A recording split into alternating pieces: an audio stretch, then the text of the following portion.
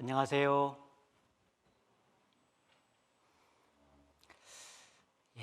찬양 감사합니다. 마스크를 써야 되기 때문에 호흡이 곤란할 텐데도 찬양을 잘 해주셔가지고 많이 은혜가 됐습니다. 감사합니다. 같이 기도하겠습니다. 우리를 사랑하시는 거룩하신 하나님 아버지, 오늘도 변함없는 사랑의 손길로 저희들을 말씀 앞에 모아주신 것을 진심으로 감사드립니다. 말씀을 듣는 모든 사람들의 마음을 성령께서 열어주셔서 전해지는 하나님의 말씀을 올바로 깨달을 수 있도록 인도하여 주시옵소서. 말씀을 배우는 가운데 하나님을 향해서 얼어붙었던 마음들을 녹여주시고 높아진 마음들을 낮춰주셔서 참으로 영생을 얻기에 합당한 마음으로 준비될 수 있도록 인도해 주옵소서. 성경을 배우는 가운데 하나님을 떠나서 살던 우리가 진정으로 하나님께 돌아와 구원받고 영원한 천국의 소망을 갖고 살 수 있도록 인도하여 주시옵소서. 오늘도 말씀을 배우는 가운데 이 성경이 거짓이 없으신 하나님의 말씀이며 하나님이 살아계신 것을 분명하게 믿을 수 있도록 인도해 주옵소서. 말씀을 증거하는 사람에게도 성령께서 같이 계셔서 하나님의 말씀을 온전하게 증거할 수 있도록 인도해 주시옵소서. 예수님 이름으로 기도드렸습니다. 아멘. 신약성경 누가복음 12장을 찾겠습니다. 누가복음 12장입니다.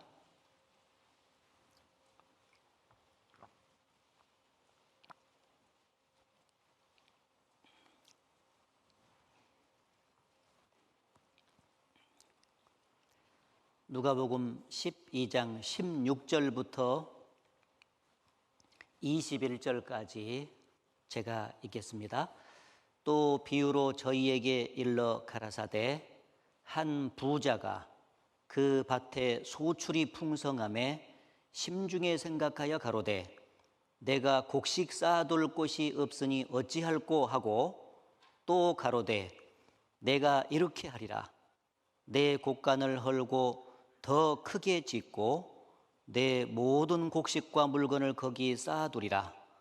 또 내가 내 영혼에게 이르되 영혼아 여러 해 쓸 물건을 많이 쌓아두었으니 평안히 쉬고 먹고 마시고 즐거워하자 하리라 하되 하나님은 이르시되 어리석은 자여 오늘 밤에 내 영혼을 도로 찾으리니 그러면 내 예비한 것이 네 것이 되겠느냐 하셨으니 자기를 위하여 재물을 쌓아두고 하나님께 대하여 부요치 못한 자가 이와 같으니라. 한 주간 하나님이 계신 것을 알고 하나님이 주시는 그 영원한 생명을 얻을 목적으로, 그래서 영원한 천국에 들어갈 목적을 가지고 성경을 지속적으로 배우고 있습니다. 사람이 한평생 사는 가운데 해야 될 일이 너무너무 많지만은 그 해야 될 일 중에서 가장 중요한 일은 영생을 얻는 일입니다. 다른 말로 구원을 받는다라고 말하는데 그 일이 가장 중요한 일입니다. 왜냐하면 그 영생을 얻느냐 못 얻느냐에 따라서 이 세상에서의 행복과 저 세상에서의 행복이 결정되기 때문에 그렇습니다. 하나님이 주시는 그 영원한 생명을 얻지 못하고 이 세상을 살게 되면 이 세상에서도 불행할 뿐 아니라 저 세상에서도 영원히 불행하게 살 수밖에 없습니다. 그러나 하나님이 주시는 영원한 생명을 얻고 살면 이 세상에서도 행복할 뿐 아니라 저 세상에서도 영원히 행복하게 살게 되는 것입니다. 방금 읽은 그 말씀 속에 어리석은 부자에 대한 이야기가 나옵니다. 이 어리석은 부자를 통해서 세상에 사는 모든 사람들이 하나님 앞에서 착각하고 있는 두 가지의 내용을 시정시켜주고 계십니다. 오해하면서 잘못 알고 있는 내용을 바르게 알려주신다, 그런 뜻이죠. 이 부자가 한 해 농사를 지었는데 풍년이 들었습니다. 그래서 곡식이 너무너무 많이 이렇게 생산이 됐기 때문에 그 곡식 쌓아둘 곳이 없었어요. 창고가 작아가지고. 그래서 창고를 크게 짓고, 그리고 그 창고에다가 곡식을 그득그득 쌓아놓고 말했습니다. 내 영혼아, 여러 해 쓸 물건을 많이 쌓아두었으니 평안히 쉬고 먹고 마시며 즐거워하자.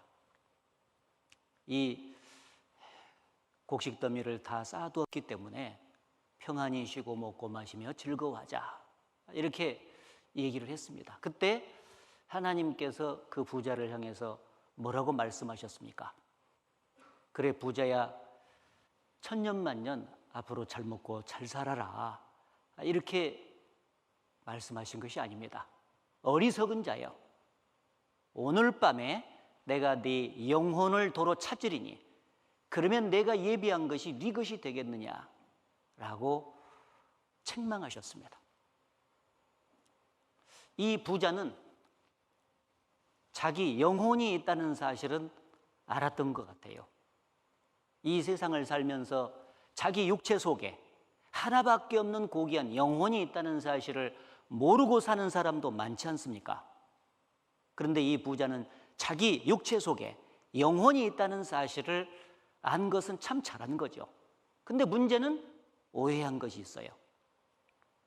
여러 해 쓸 물건을 많이 쌓아두었으니 평안히 쉬고 먹고 마시며 즐거워하자 그랬죠.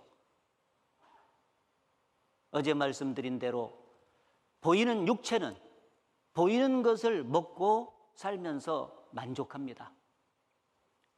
그러나 이 속에 있는 보이지 않는 영혼은 보이는 것을 먹고 마심으로 만족을 할 수가 없어요. 보이지 않는 영혼은 오직 하나님으로만 만족을 얻을 수가 있는 것입니다. 그래서 전도서 2장에 보면 사람이 해 아래에서 먹고 마시며 수고하는 가운데서 심령으로 낙을 누리게 하는 것보다 나은 것이 없나니 내가 이것도 본즉 하나님의 손에서 나는 것이더라. 이 사람은 육신의 즐거움을 누림으로써 행복을 얻는 것이 아니라는 것입니다. 짐승은 영혼이 없기 때문에 육신적인 조건만 갖춰주면 만족한다고 말씀드렸잖아요. 그러나 사람은 영혼이 있기 때문에 육신의 즐거움을 누리는 것만으로는 결코 행복하지 못하다. 그 영혼의 즐거움을 누려야 행복한데 그 영혼의 즐거움은 영혼을 주신 하나님을 만나야 그 즐거움을 얻을 수가 있는 것입니다. 그런데 많은 사람들이 영혼의 즐거움의 근원 되시는 생수의 근원 되시는 하나님을 버려버리고 오로지 이 세상에 보이는 물질적인 것, 세상적인 것을 취함으로써 행복을 얻어보려고 노력을 하고 있다 그 말이에요. 이 부자처럼. 그게 어리석다는 것입니다. 많은 사람들이 돈만 많으면 행복할 것이라고 생각하지만은 이미 전도서에 말씀하시기를 5장에 은을 사랑하는 자는 은으로 만족함이 없고 풍부를 사랑하는 자는 그 소득으로 만족함이 없나니 이것도 헛되도다. 돈이 사람에게 행복을 갖다 주지는 못해요. 이 세상을 사는데 필요한 것은 사실이지만 돈이 영혼의 즐거움을 갖다 줄 수는 없다는 거예요. 지식이 사람을 행복하게 만들어주지 못합니다. 지혜가 많으면 번뇌가 많고 지식을 더하는 자는 근심을 더하느니라.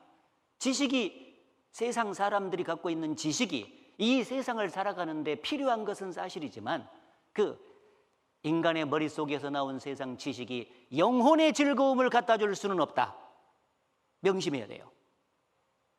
명예를 얻고 권력을 잡으면 행복할 줄 알아도 성경에 말씀하시기를 모든 육체는 풀이요 그 영광은 풀의 꽃과 같으니 풀은 마르고 꽃은 떨어지나 우리 하나님의 말씀은 세세토록 있도다 라고 말씀하셨습니다.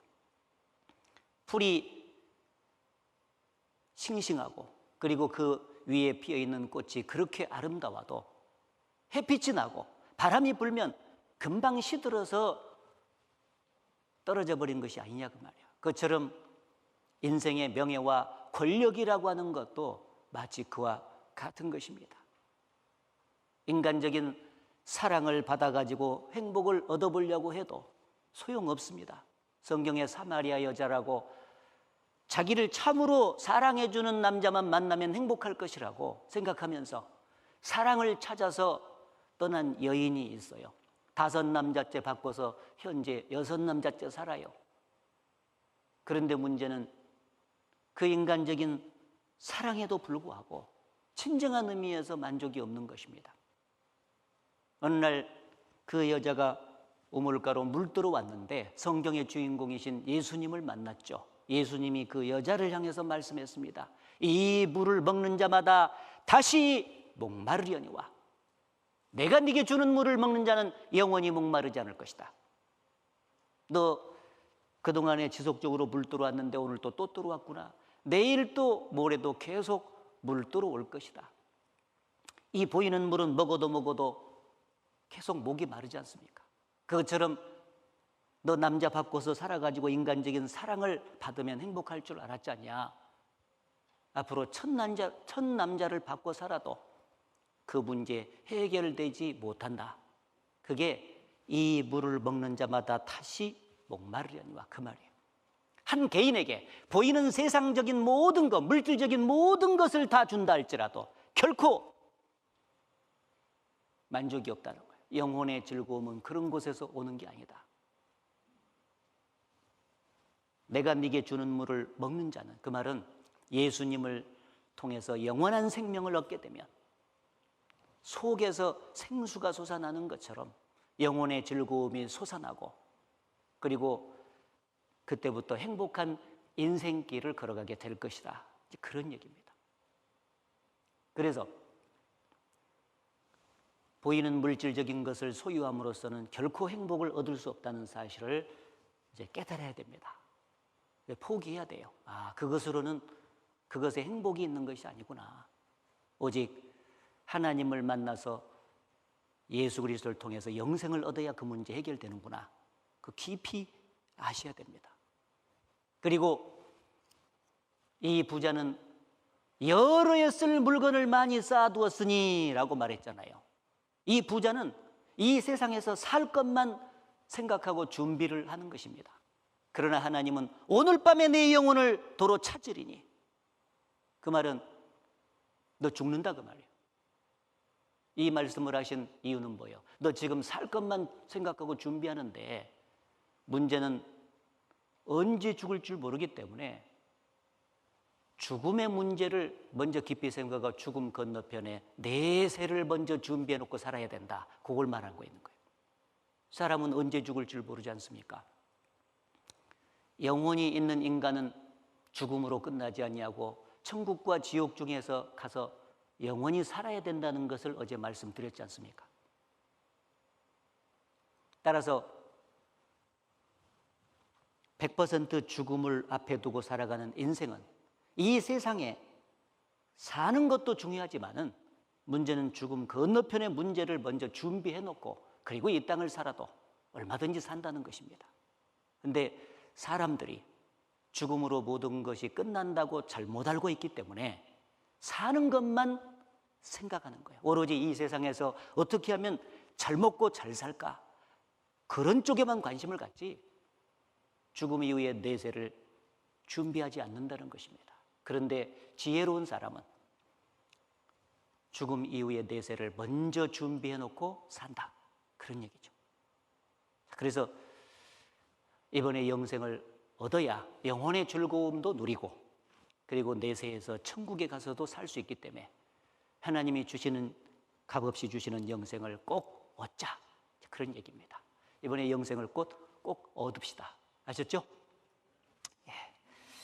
자, 이제 영생을 얻기 위해서, 하나님이 주시는 구원을 받기 위해서는 그 영생을 주시는 하나님이 참으로 살아계신다는 것이 믿어져야 돼요. 없는 하나님을 믿을 수는 없잖아요. 그렇지 않습니까? 하나님을 믿으려면 그분이 정말 계셔야 돼요. 그리고 그분이 진짜 신이라고 하는 것이 입증돼야 돼요.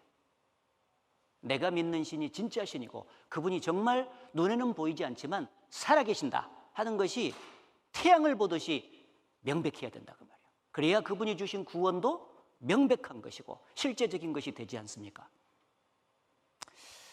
여러분도 잘 아시다시피 이 세상에 종교가 많고 그리고 그 모든 종교에는 그들이 믿는 신이 있어요. 신들이 너무 많습니다. 그리고 어떤 종교를 믿든지 그 믿는 사람들은 자기들이 믿는 신이 다 진짜라고 말해요. 그런데 과연 어떤 신이 진짜 신일까요? 얼른 생각해 볼 때 그렇게 수없이 많은 종교의 신이 다 진짜는 아닌 것 같은데 어떤 신이 과연 진짜 신일까? 증거를 확실히 대주고 그가 진짜 신이라는 자격을 갖췄다면 그 진짜 신이겠죠. 자격을 갖춘 신, 증거를 대줄 수 있는, 신다운 증거를 대줄 수 있는 신이 진짜 신이에요. 땅은 하나인데 임자라고 나타난 사람이 몇 사람이 있어요. 소송이 붙었습니다. 재판장이 어떤 사람 손을 들어주겠습니까? 막 큰 소리 친 사람 손 들어주겠어요? 재판장한테 뒤로 뇌물 쓴 사람 손 들어주겠어요? 진짜 땅 주인은 땅 문서를 딱 내놓는 사람, 자기가 땅 문서를 딱 갖고 있고 그 땅 문서라는 증거를 딱 내놓으면 그 증거가 확실하니까 당신이 땅 주인 맞습니다 하고 재판장에 손 들어주는 거야. 증거 제일주의. 이 세상에 많은 사람들이 자기들이 믿는 신이 다 진짜라고 말하지만 정확하게 신다운 증거를 대주지 못하고 신다운 자격을 갖추지 못한 신은 가짜 신이다 그 말이에요. 그거 믿으면 망하는 것입니다. 그래서 이 성경의 하나님은 진짜 신이라면 이러이러한 자격을 갖춰야 된다. 4가지를 말씀을 하시고 그리고 이 성경 속에다가 자기 자신이 그런 자격을 갖췄다는 것을 증거하시고 이번 한 주간 동안 입증하시는 거예요. 자기 진짜 신이니까. 여기 하나님이 보시는 신의 자격 4가지가 있습니다. 하나님이 직접 말씀하신 거예요. 자기가. 첫째는 창조자가 돼야 된다. 진짜 신이라면. 그렇죠. 이 세상에 나와 있는 모든 물건 하나하나가 저절로 생기지 아니하고 만든 사람이 있듯이 천지 만물도 저절로 생길 수가 없다. 반드시 그 천지 만물을 만든 분이 계셔야, 다시 말하면 창조자가 계셔야 천지 만물이 나올 수 있다는 거예요. 따라서 피조물인 인간이 믿을 수 있는 진짜 신이 되려면 그는 창조자가 되지 않으면 안 되는 것입니다. 그래서 성경 속에다가 이렇게 말씀하셨죠. 너희는 이같이 그들에게 이르기를 천지를 짓지 아니한 신들은 땅 위에서 이 하늘 아래서 망하리라 하라. 천지를 짓지 아니한 신들, 창조주가 아닌 신들은 망한다 그 말은 가짜다 그 말이에요. 진짜 신이라면 창조주가 돼야 된다. 자, 그래서 어제 성경의 하나님이 창조주라고 하는 것을 증거를 통해서 입증했지만 바로 이어서 또 몇 가지 증거를 더 대드리겠습니다. 성경의 하나님이 진짜 창조주가 맞다 하는 증거를 댈 참입니다, 지금. 그리고 2번째는 역사 주관자가 돼야 된다. 인간 역사가 지금 시작해서 끝을 향해서 나가고 역사가 쭉 흘러가는데 진짜 신이라면은 인간 역사를 시작하시고 역사를 주관하시고 역사를 끝내실 분이라야 진짜 신이다 그 말이에요. 그래서 이사야 41장에 말씀하시기를 나 여호와가 말하노니, 여호와는 하나님의 이름이 여호와예요. 스스로 계신 자라는 뜻을 갖고 있습니다. 창조주라는 뜻이에요. 그 여호와 하나님이 말하노니 너희 우상들은 소송을 일으키라. 야곱의 왕이 말하노니 너희는 확실한 증거를 보이라. 이게 뭔 말이냐면은 이제 내일 하나님이 선택한 민족인 이스라엘 민족의 역사를 공부하게 되는데, 하나님은 선민 이스라엘 민족을 선택하셔서 자기 자신이 계신다는 것을 온 천하에 증거하기를 원하셨어요. 그래서 그 이스라엘 민족을 통해서 많은 기적을 보여주셨습니다. 기적을 보여줘야 기적을 행하신 하나님이 계신다는 것을 쉽게 믿을 수 있기 때문이죠. 그런데 그 기적이 나타날 때는 하나님이 진짜 살아계시고 그분이 진짜 신이라는 것을 믿다가도 기적이 사라지면 언제 하나님을 믿었는가 싶게 우상을 만들어 놓고 그 우상을 신처럼 받들면서 섬겼던 것입니다. 진짜 신이 볼 때 너무너무 복창 터지시는 거예요. 그렇죠?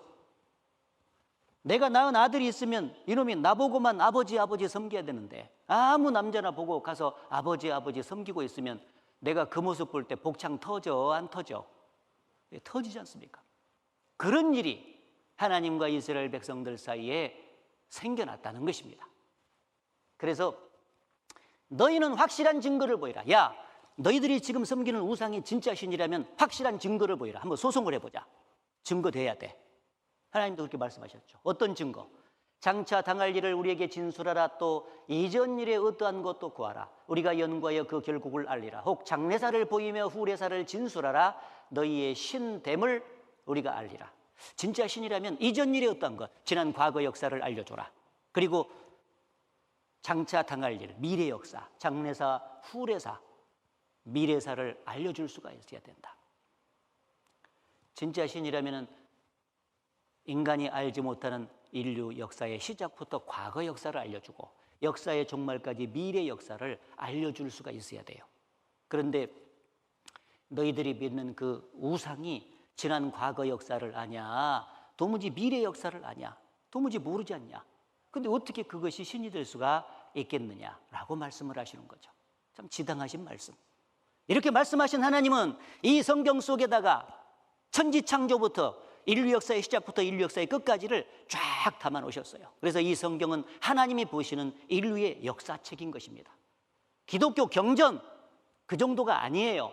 하나님이 보시는 인간의 역사, 성경대로 역사가 흘러가는 것이 이번에 입증합니다. 그리고 세 번째는 복과 화를 내리는 자가 진짜 신이 될 것이다.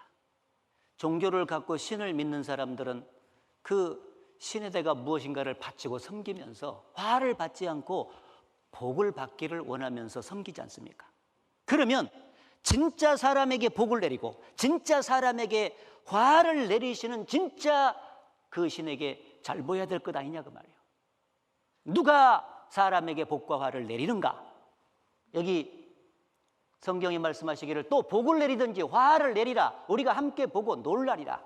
어떤 신이 자기가 말한 것에 순종을 했을 때 복을 내리고, 그리고 말한 대로 하지 않고 불순종을 하면 저주를 내릴 수 있다면 그게 진짜 신이다 그 말이에요. 하나님은 내일 이스라엘 민족을 역사를 통해서 복과 화를 내리신다는 것을 확실하게 입증해 주실 것입니다. 그리고 마지막으로 가장 중요한 자격이 있다면 구원자. 인간은 평생 자기가 지은 죄로 인해서 죽음 건너편에 지옥에 들어갈 수밖에 없는 운명입니다. 인간은 죄를 지을 수는 있으나 그 죄를 스스로 없앨 수는 없어요. 따라서 진짜 신이라면, 인간을 사랑하시는 진짜 신이라면 인간을 지옥에서 건져서 천국으로 데려가 줄 수 있는 구원자가 돼야 돼요. 인간을 구원해 주는 구원자. 그래서 여기 보면은 열방 중에서 피난한 자들아 너희는 모여오라. 한 가지로 가까이 나아오라. 나무 우상을 가지고 다니며 능히 구원치 못하는 신에게 기도하는 자들은 무지한 자니라. 능히 구원치 못하는 신, 가짜 신이라고. 진짜 신이라면 죄에 빠진 인간을 구원해서 천국으로 데려가 줄 수 있는 분이 돼야 돼. 그분은 유일하게 진짜 신이신 하나님밖에 없다. 그래서 땅 끝의 모든 백성아 나를 앙망하라. 그리하면 구원을 얻으리라. 나는 하나님이라 다른 이가 없음이니라. 유일하게 하나님만이 인간을 구원해 줄 수 있는 구원자가 되는 것입니다. 이번에 여러분이 마지막 부분에 가게 되면 하나님이 완성해 주신 성경의 기쁜 소식, 그 복음을 통해서 확실하게 구원받을 때, 과연 하나님이 구원자가 맞구나 하는 것을 인정하시게 될 것입니다. 자, 하나님이 오시는 시대 자격은 크게 네 가지가 있다. 창조자, 역사 주관자, 복과 화를 내린 자, 구원자. 그동안에 여러분이 어떤 종교를 믿었던지 그 종교의 신이 이러한 자격을 확실히 갖춰서 증거해 준 적이 있습니까? 만일 그렇게 입증해 준 적이 없다면 가짜인 것입니다. 그 버려야 되죠.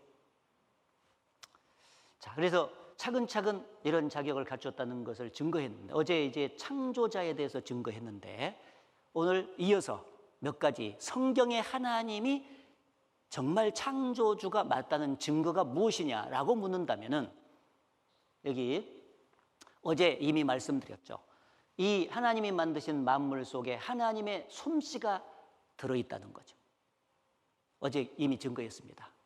인간이 만든 그 물건 속에는 인간 솜씨가 들어있듯이 하나님이 만드신 천지 만물 속에는 인간의 지혜와 능력을 초월한 창조주의 지혜와 능력, 창조주의 솜씨가 들어있어요. 어제 몇 가지 확인을 해봤습니다.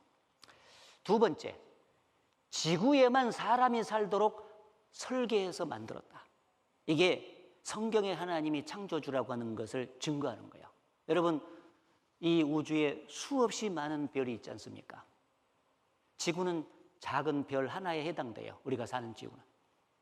그런데 그렇게 수많은 별들이 있지만은 유일하게 사람이 살고 생명체가 사는 공간은 지구밖에 없습니다. 지구 이외에 지금 인공위성을 띄우면서 다른 행성에서 인간이 살 수 있는지를 확인해 보고 있지만 부질없는 짓입니다. 지구에만 딱 사람이 살아요. 하나님이 그렇게 말씀을 하셨거든요. 그래서 과학자들이 어찌 다른 행성에서는 사람이 살 수 없는데, 생명체가 살 수 없는데 지구에만 생명체가 살 수 있는가? 조사를 해보니까 약 20만 가지 이상의 조건이 갖춰진 채 지구가 설계됐고 만들어진 거예요. 놀랍죠? 20가지도 아니에요. 20만 가지.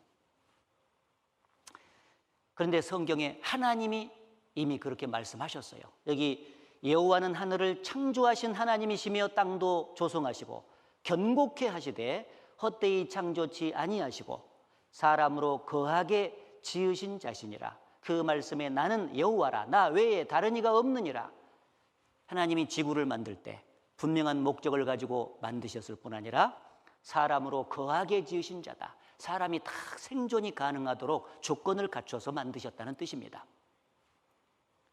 지구는 사람이 살기에 안성맞춤의 집과 같다. 그래서 정교하게 조정이 돼 있다. Fine tuning. 정교하게 조정이 돼 있어요. 지구에만 딱 사람이 살 수 있는 20만 가지 이상의 조건이 갖춰져 있습니다. 이 조건 중에서 중요한 조건이 뭐 한두 가지만 없어져도 우리는 못 사는 거예요. 기가 막히게 설계됐죠. 천문학자의 말을 들어보겠습니다. 안녕하십니까, 이동욱입니다. 이 광활한 우주 속에서 그 인간의 위치와 의미가 무엇인가 하는 그 질문은 아주 과학사에 오래된 그런 논쟁입니다. 태양이 있고 수성, 금성, 지구, 화성 이렇게 있지 않습니까? 근데 지구가 있는 위치는요, 아주 특별한 위치예요. 태양으로부터 아주 가까이 있는 이 수성과 금성은 너무 가까이 있어서 뜨거워가지고 물이 하나도 없습니다. 다 증발했어요. 금성은 온실 효과가 너무 세가지고 도저히 사람이 살 수 있는 환경이 아니에요. 이산화탄소만 꽉 차 있는 아주 그런 구름에 파묻혀 있고 뜨거워요. 너무나. 반면에 이 화성은 너무 추워요. 너무 멀어가지고. 지구만이 유일하게 물이 액체로 존재할 수가 있어요. 지구보다 더 가까이 가면 물이 수증기로 증발해버리고 지구보다 더 멀면 물이 얼음이 되는 거예요. 어떻게 생각하면 우리 우주는 아주 미세한 그런 조정이 돼 있어요. 파인 튜닝이라고 그러죠. 미세한 조정을 거친 것 같은 그런 상태의 우주에서 우리가 지금 살고 있고, 인간을 만들기 위한 너무나 완벽한 조건을 갖고 있는 우주에서 우리가 살고 있다는 겁니다. 이것이 우연히 발생되려면, 이 모든 것이 우연히 발생될 확률은 너무너무 낮아가지고, 혹자는 그 자동차 공장에 우리가 그 승용차를 만드는데 한 10,000개 정도의 부품이 들어갑니다. 거기에 뭐 타이어도 들어가고 여러 나사가 들어 볼트 뭐 여러 부품들이 들어가잖아요. 그 만 개의 부품들이 각각 이제 쫙 있었어요. 뭐 차체도 있고 여러 가지.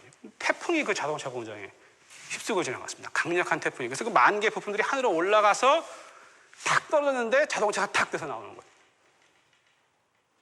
그런 확률보다도 작다는 거예요. 우리 우주가 이게 우연히 이런 모든 조건을 착착착착착 만족시켜가지고 결국은 150억 년이 지난 다음에 우리 인간이 지구상에 출현되기까지 이 모든 조건이 우연히 발생할 확률을 계산해 보면 여러 가지 물리 상수들, 법칙, 지구와 태양과의 그 교묘한 그 미세한 조정과 같은 그런 것들, 어쩌면은 우리 우주는 이 우리 인간을 위해서 혹시 디자인된 것이 아닌가.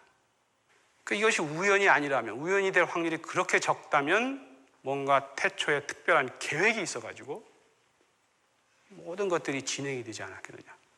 그렇다면 누가? 이런 질문이 나옵니다.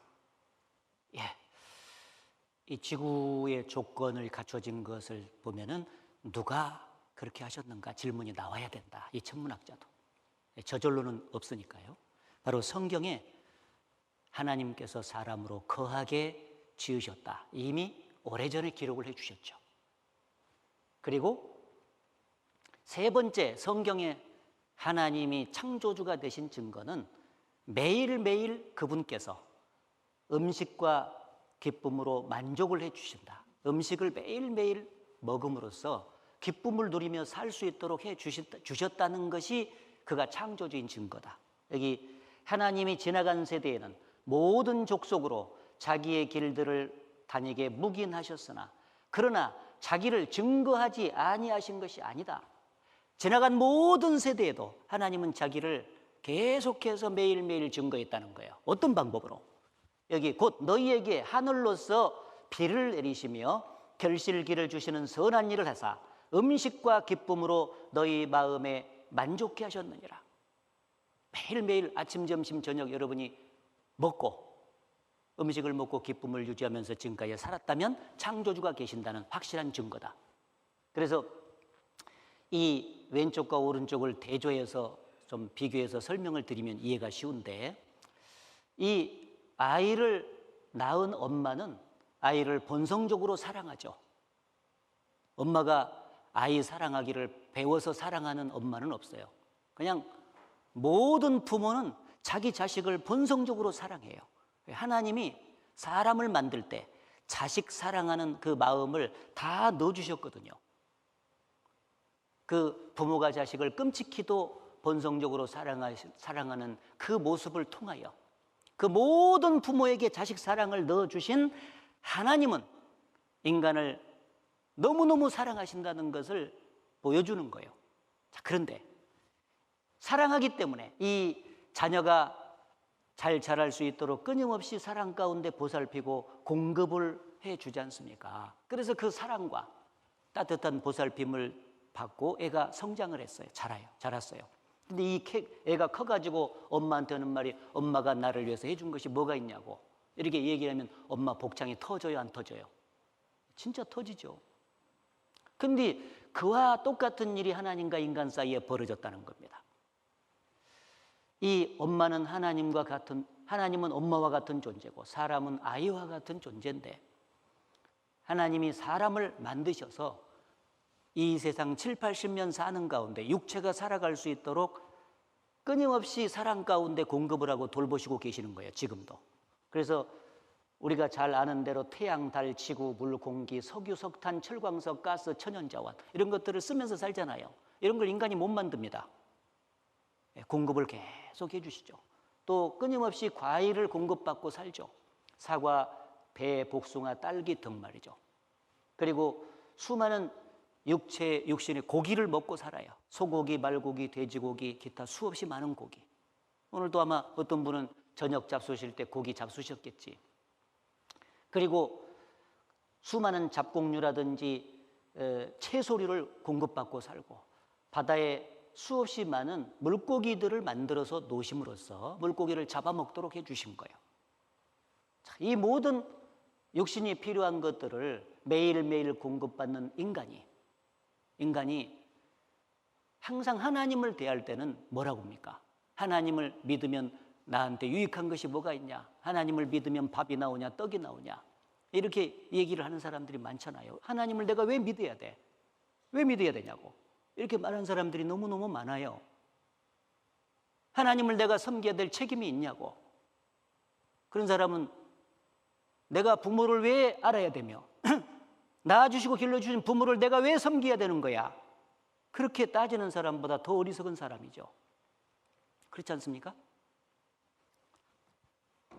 하나님은 사람을 사랑하시기 때문에 지금도 매일매일 햇빛과 비와 공기와 만물을, 음식을 공급해 주시면서 살 수 있도록 돕고 계시는 분이십니다. 그래서 이 하나님의 사랑과 은혜를 떠나서 인간이 살 수 없어요.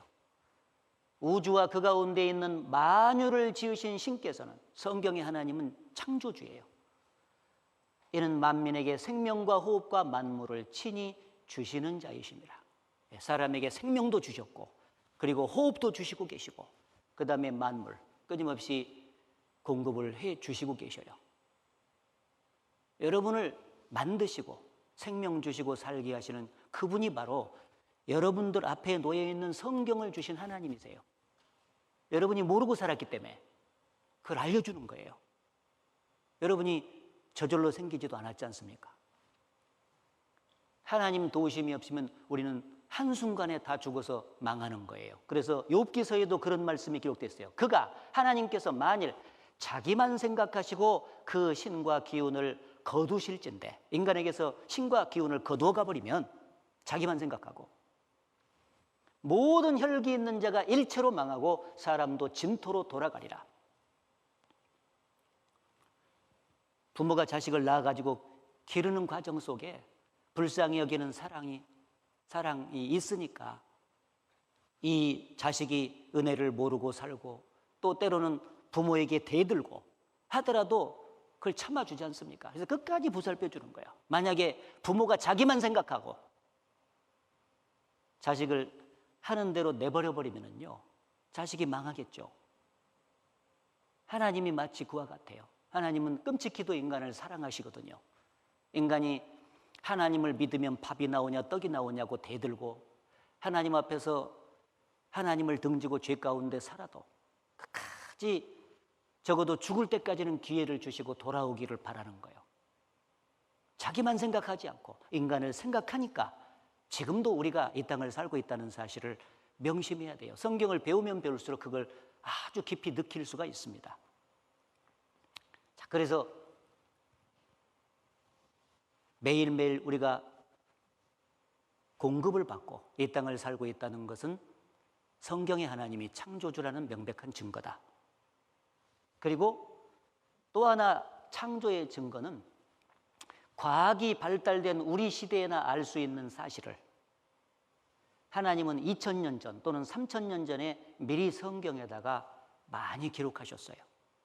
과학이 발달돼야만이 인간은 어떤 사실에 대해서 알게 되는 일이 많잖아요. 그런데 최근에야 과학이 발달되고 또 망원경이 발달되고 막 이런 것들이 발달이 되면서 아는 이 지식을 하나님은 과학이 발달되기 훨씬 전에 2000년 전, 3000년 전에 미리 기록을 딱 해놓으셨어요. 왜? 그가 만드셨으니까. 만드신 분이 다 알지 않았습니까? 그걸 몇 가지 소개를 해드려 보겠습니다.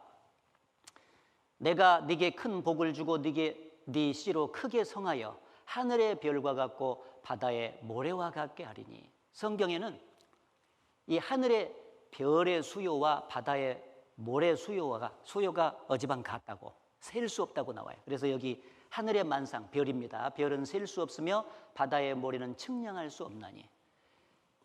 측량할 수 없고 셀 수 없다 그러면 너무너무 많다는 거예요. 하늘의 별이, 바다의 모래도. 그런데 사람들은 최근까지만 해도 육안으로 볼 수 있는 별의 수요가 한 4000개는 된다. 여기 육안으로 볼 수 있는 별의 수요가 한 4000개다. 갈릴레이라고 하는 천문학자도 별의 수요를 그때 당시에 연구할 때 수천 개 정도라 이렇게 생각을 했대요. 갈릴레이. 그런데 성경에서는 셀 수 없이 많고 모래만큼 많다고 말을 했는데 이제 과학이 발달되면서 대형 망원경이 이제 만들어졌잖아요. 그래서 그 망원경을 통해서 보니까 우주에는 통계적으로 약 10의 25자승계의 별이 있다고 천문학자들이 추정을 합니다. 모래 수요 정도 된다고. 그런데 이 10의 25자승 정도의 숫자는 사람이 1초에 20개를 셀 수 있다고 하더라도 10의 25자승계를 다 세려면 적어도 100만 조 년이나 걸릴 것입니다. 상상하기 어렵죠.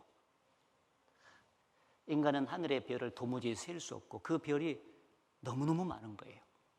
이미 3,500년 전에 하나님이 그렇게 말씀을 하셨잖아요. 그분이 만드셨으니까. 또 3,500년 전에 욥기서에 보면 네가 12궁성을 때를 따라 이끌어 내겠느냐? 북두성과 그 속한 별들을 인도하겠느냐? 내가 하늘의 법도를 아느냐? 하늘로 그 권능을 땅에 베풀게 하겠느냐? 이 12궁성이라는 그 별자리가 있는데 말이죠. 그 달마다 쫙 이렇게 바뀌어서 때를 따라서 쫙 이렇게 나오죠. 그래서 1월 달부터 12월 달까지 쭉 보면은 염소자리, 물병자리, 물고기자리부터 시작해서 궁수자리까지 쫙 질서 있게 나와요. 신기하죠. 이게 한 번도 바뀌는 일이 없이 그대로 계속 나오거든요. 봄에 나타나는 별자리, 여름에 나타나는 별자리, 가을의 별자리, 그리고 겨울의 별자리가 다 다른데 항상 그 별자리가 나와요. 하나님께서 처음부터 12궁성이라든가 기타 수많은 별자리들을 만드셨고 설계하신 거예요. 그대로 때를 따라서 나오는 거예요. 3,500년 전에 네가 묘성을 메어 떨기되게 하겠느냐, 삼성의 띠를 풀겠느냐. 묘성이라는 별자리가 있고 삼성이라는 별자리가 있는데 성경은 묘성이라는 별자리를 떨기되게 만들었다. 묘성이. 그리고 삼성의 띠가 풀어져 있다. 이렇게 말했는데 망원경이 발달되기 전까지는 묘성이 떨기라고 하는 것이 잘못됐다고 말을 했어요. 성경이 잘못 기록됐다고. 이 육안으로 보면은 한 6개 내지 7개의 별로 구성됐다고 생각을 할 수밖에 없잖아요. 이게 이 묘성이거든요. 그런데 망원경을 통해서 자세히 들여다보니까 이 한 개와 같은 별이 말이죠. 이렇게 포도송이처럼 떨기로 돼 있는 거예요. 큰 성단으로 돼 있는 것입니다. 그래서 여기 별을 플레이아데스라는 묘성인데 이게 별자리들을 이렇게 점점 당기니까 이게 보여. 이게 이제 별 하나인데 멀리서 보면 하나로 보였던 거예요. 이렇게 작게 이렇게. 그런데 당겨서 보니까 엄청나게 많은 별이 떨기로 모여 있는 거예요. 이게 밝혀졌어요.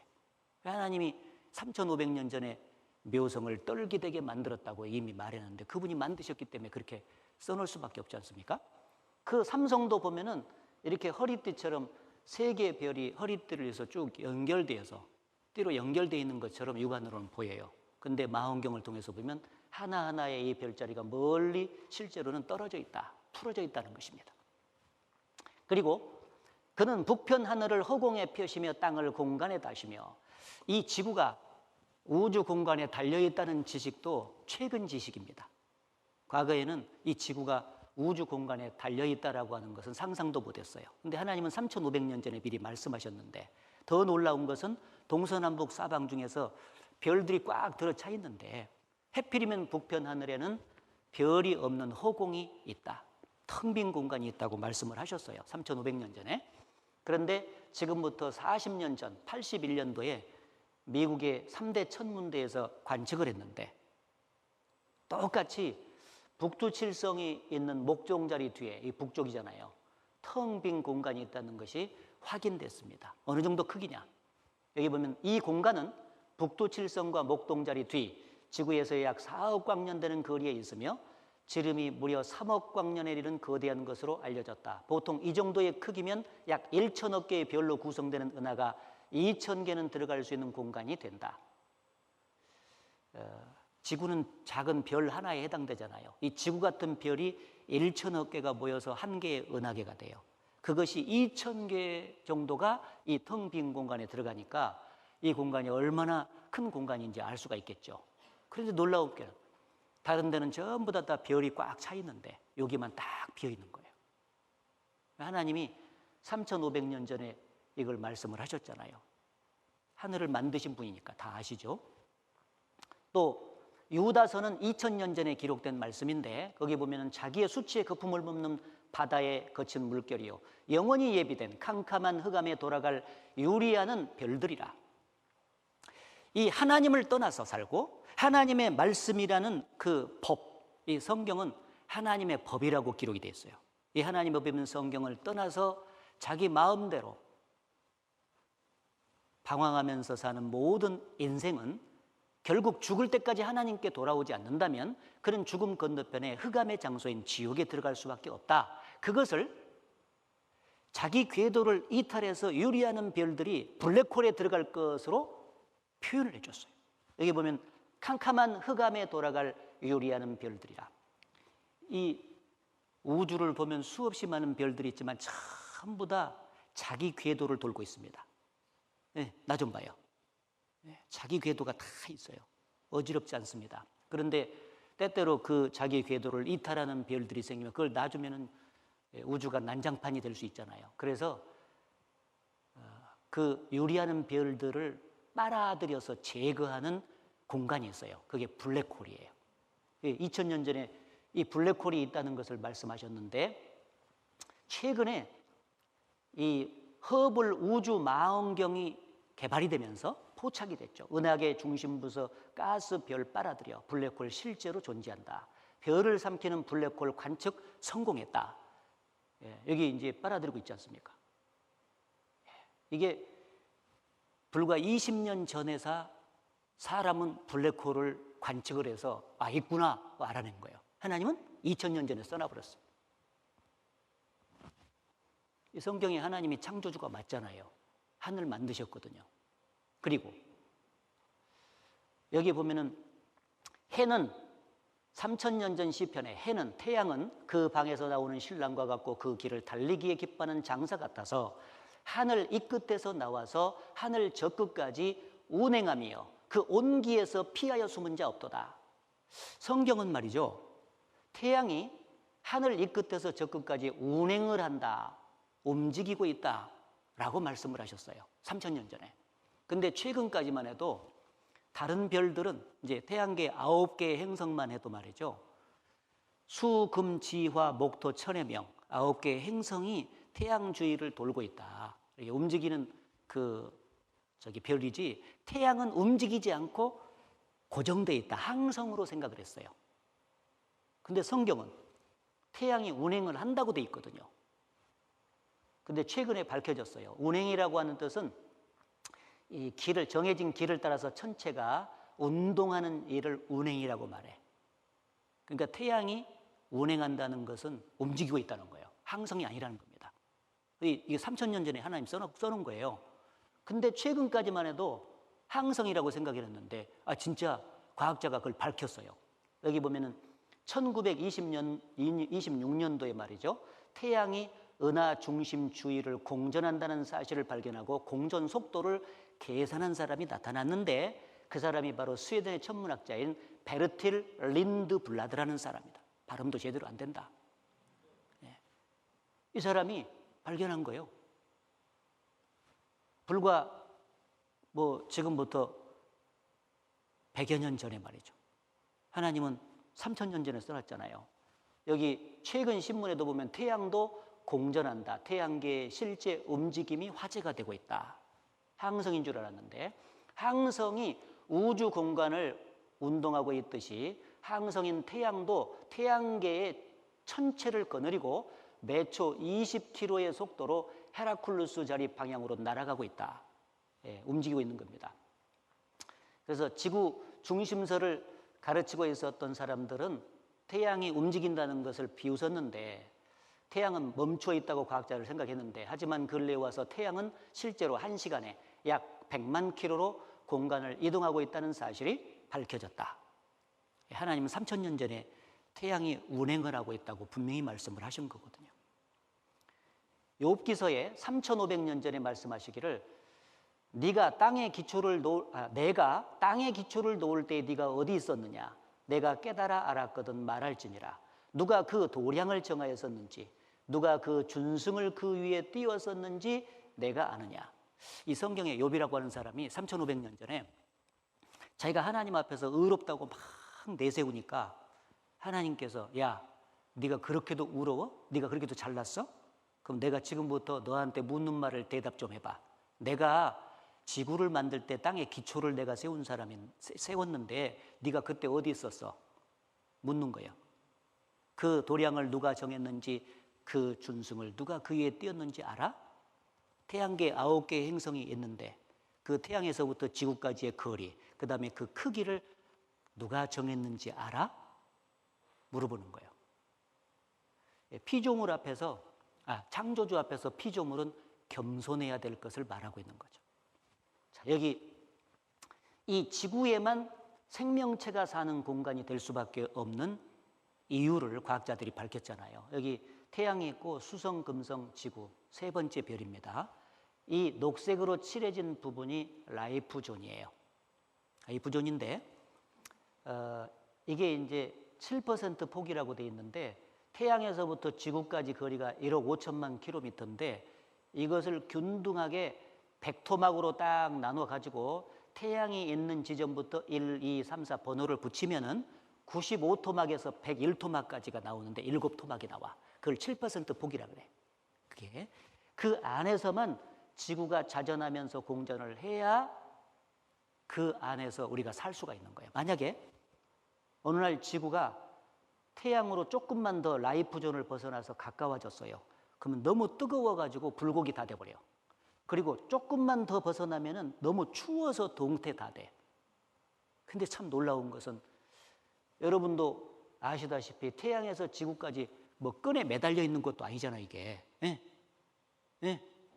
예. 그런데 유사일을 한 번도 이 안쪽으로나 바깥쪽으로 벗어난 일이 없이 정확하게 그 안을 회전하고 있어요. 이게 기적에 가까운 궤도다. 여기 과학자가 말한 내용인데 생명이 탄생하려면 꼭 태양 크기의 항성이 지구와 비슷한 크기의 행성을 갖고 있어야 된다. 이 태양 크기와 지구 크기가 현재 크기라 해야 된다는 거예요. 누가 도량을 정하였었는지 하나님 물어봤잖아요. 하나님이 이렇게 정해놓은 거예요. 딱 크기. 그 다음에 거리. 더욱이 그 궤도가 그림처럼 7%폭 속에 들지 않으면 생명은 존재할 수 없다. 이것은 기적에 가까운 궤도이다.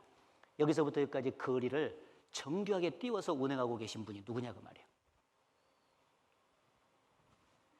이렇듯이 인간은 최근에 과학이 발달되면서 아는 지식이 하나님은 3,500년 전에 이렇게 말씀을 하셨지 않습니까? 그리고 하늘만 아는 것도 아니고 지구 속도 이 땅을 파고 쭉 들어가면은 사람들은 계속 파면 물이 되게 나오잖아요. 땅 파고 들어가면 뭐 나와요? 그러면 물 나와요 그래요. 근데 사실은 더 깊이 쭉 들어가면은요 불이 뒤집는 것 같이 계속 불이 움직입니다. 이 지구 중심부로 가면은요.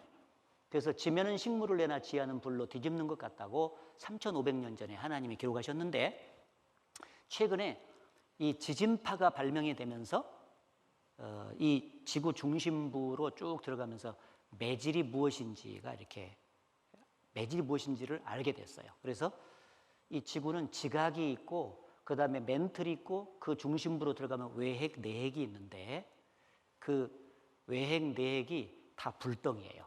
근데 그 외핵과 내핵이 지금 돌고 있대요. 이렇게 돌고 있는데 서로 교차적으로 돌아. 그래서 내핵이 이렇게 돌면 외핵이 이렇게 반대로 돌아. 그래서 불이 거슬리는 거예요. 그래서 막 불이 뒤집는 것 같은 현상 속에서 이 지구 중심부가 지금 움직이고 있는 것입니다. 하나님께서 그것을 오래전에 표현을 해 주셨잖아요. 그리고 창세기에 보게 되면은 에벨은 두 아들을 낳고 하나의 이름을 벨렉이라 하였으니 그때의 세상이 나뉘었으며 똑같이 역대상에는 족보가 똑같은데 그때의 땅이 나뉘었으며 라고 기록이 되어 있어요. 그러니까 벨렉이라는 사람이 태어났을 때 땅이 나뉘었다. The earth was divided. 발음 좋았어요? 네. 집중을 한번 해볼까 싶어서, 이 벨렉은 노아라고 하는 사람이 있었는데 노아의 5대 손이에요. 이 사람이 태어났을 때 땅이 나뉜 거예요. 그래서 처음에 하나님께서 이 지구를 만드실 때 5대양 6대륙이 아니라 1대양 1대륙으로 만들었거든요. 처음에는. 근데 이때 땅이 나뉘게 된 거예요. 5대양 6대륙으로. 그래서 대륙 이동설 베게너가 주장을 했는데, 옛날에는 한 덩어리였던 대륙이 분리되어 현재와 같이 여러 개의 대륙이 되었다는 설을 주장했는데, 이 대륙 이동설이라 한다. 이것이 지금 정설로 받아들여지고 있습니다. 그래서 대륙을 현재 6대륙이 있지 않습니까? 그것을 합치면 한 덩어리로 잘 들어맞는다. 이게 맞아요. 그래서 이 남아메리카와 아프리카 쪽인데, 이걸 쭉 보면은요, 여기 들어가 있고 나와 있잖아요. 이걸 쭉 옮기면 이게 딱 달라붙게 돼 있습니다. 그래서 이 베게너가 이 식생분포를 연구를 했잖아요. 이 아메리카 대륙의 이쪽 부분에 살고 있는 식물과 동물, 그 다음에 이 아프리카 쪽에 이쪽에 살고 있는 식물과 동물을 가만히 연구해 보니까 같은 거예요, 같아. 그래서 이게 같이 하나가 있다가 이렇게 떨어져 나갔구나 하는 것을 알게 됐고, 연구한 결과 이거 밝혀낸 거죠. 이 호주, 오스트레일리아는 원래 이쪽에 붙어 있었겠죠, 이렇게. 이게 짜잘한 대륙들이 다 이렇게 붙어 있었던 거예요. 여기 지금 한반도가 있는데 끄트머리 토끼 우리가 살고 있는 데잖아요. 근데 옆에 이게 일본 열도가 있지 않습니까? 일본 열도는 여기 한반도에 있다가 떨어져 나간 거예요. 그 사람들한테 알려줘야 돼. 그래서 여기 대서양 연안이 쭉 있는데, 이게 200m에 맞추면은 요 정도 이렇게 딱 맞고, 2000m 더 깊이 들어가면은요, 이 남아메리카와 아프리카 연안이 정확히 맞습니다. 이렇게. 정확히 맞아요. 그래서 하나였어요, 옛날에. 일본 열도는 한반도에서 떨어져 나갔다. 그리고 바다에 해로가 있다는 것을 3000년 전에 하나님이 말씀해 주셨습니다. 바다 해자 길로자. 그런데 사람들은 이걸 모르잖아요. 육지의 길만 있는 것을 알지 바다의 길이 있다는 것을 몰랐다고요. 그런데 마울이라고 하는 사람이 믿는 사람이었어요. 이 사람이 어느 날 병이 들어서 병상에 누워서 성경을 읽다가 시편 8편에 있는 말씀을 읽게 됐는데, 여기에 해로에 다니는 것입니다 해서 바다의 자 길로자, 해로가 있다고 말씀하셨네. 하나님은 거짓말을 하지 않는데 나 이거 병 났으면 가서 연구해서 밝혀내야 되겠다. 그래서 병이 나서가지고 연구를 한 결과 바다에 정확히 길이 있다는 것을 발견하고 해도를 만들었어요. 바다 지도. 그래서 이 바다를 운행하는 수많은 선박들에게 많은 유익을 끼쳤는데, 그 공로를 인정받아가지고 마우리 동상이 이 버지니아주 고센에 지금도 세워져 있지 않습니까? 이렇게. 요 해로 발견자라고. 근데 이 사람이 어디서 힌트 얻었냐? 3000년 전에 기록된 시편에서 정확히 하나님 3000년 전에 바다의 길을 만드신 분이 써놨잖아요. 그리고 번개 하면은요, 너무 무섭잖아요, 번개가. 근데 이 번개가 사람에게 먹을 것을 제공해 주는 거예요. 풍부하게. 참 놀라운 것은요, 이 번개가 치면 공기 중에 있는 질소가 질산으로 바뀌어가지고 빗물을 타고 내려가지고 식물에게 수없이 많은 질소 비료를 주는 거예요. 사실 우리가 이렇게 농작물을 이제 키우기 위해서 이 땅을 개간해가지고 키울 때는 인위적으로 질소 비료를 줘야 되지 않습니까? 그렇죠? 그런데 수많은 산과 들에 있는 풀과 나무는 누가 질소 비료를 줄까요?